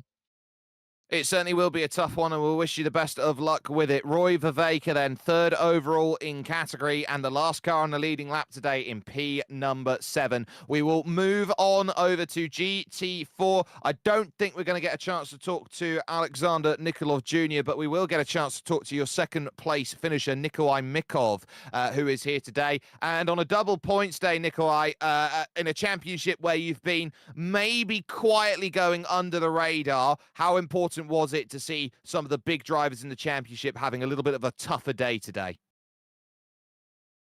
Hello. I'm really excited that somehow I'm fighting for this championship or at least top 3 in the championship because I don't feel so fast like the best guys. I have something like 1 year experience in iracing. And today I tried to implement some strategy just to go ahead. And I saved fuel, tried with 1 pit stop. The rain was all the time, so the fuel consumption was a bit lower. So I tried to not to make not many mistakes, and it somehow worked for me. It certainly did with that P2. You were about 25 seconds back of Alexander Nikolov Jr. there, going in with about 40 minutes to go. And then suddenly that gap comes down to about 5 seconds. It looked like if you had a little bit more time, you would have caught him. So seeing the driver in front of you run into troubles in a couple spins, just what do you think kept you away from the race victory overall today? Because like saving fuel, I tried also to save tires, and this starts to work at some point. But I make 1 or 2. I made 2 mistakes, so that cost me the win probably. And so, Kota, 2 weeks' time from now, Austin, Texas, you've definitely given yourself a great platform now to go on and put yourself in the championship picture. Are you going to be using all of these 2 weeks now to get yourself up to speed? Yeah, for sure. I'm really happy that we have 1 weekend off, and I'll try to do my best to be better for the next track. Well, we'll wish you the best of luck, Nikolai, joining us there and picking up a 2nd position in category. Ever consistent, though, was Martin Yankov, who was able to pick up 3rd. Martin, 2-stop strategy here today from you, but it looks like that it lost out to the 1-stoppers. Yeah, for sure. It was the wrong strategy. But I thought that the rain is going to get a little bit later, but we messed up. Well, sometimes it happens, and you had to really fight back, especially in the late stages with Radlan Ivanov. Just talk us through that final move.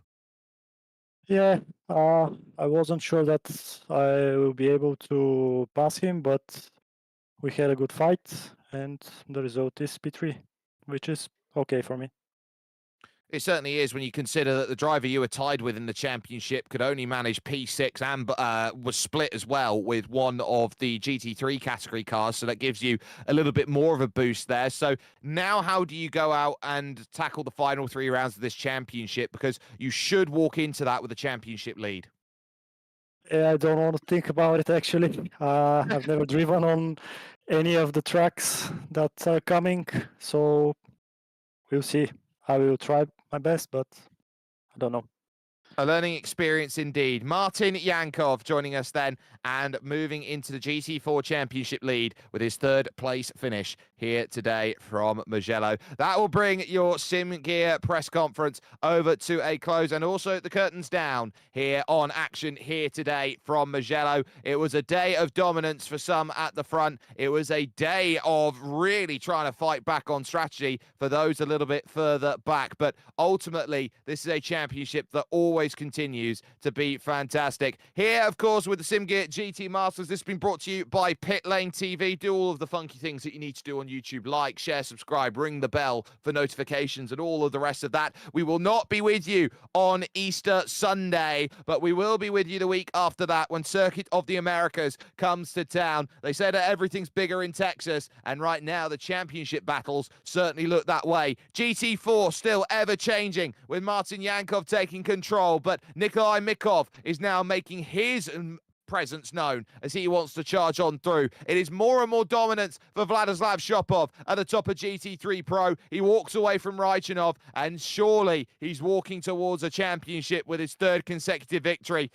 But talk about GT3 AM right now. Andreev, Dimitrov, you got Serafimov, Viveka. They're all there. They're all challenging. They could all be title champions by the end of this. But at the moment, we believe it's Andreev who's just got the leg up on everybody else. We'll see you in 2 weeks' time when we battle over at the Circuit of the Americas.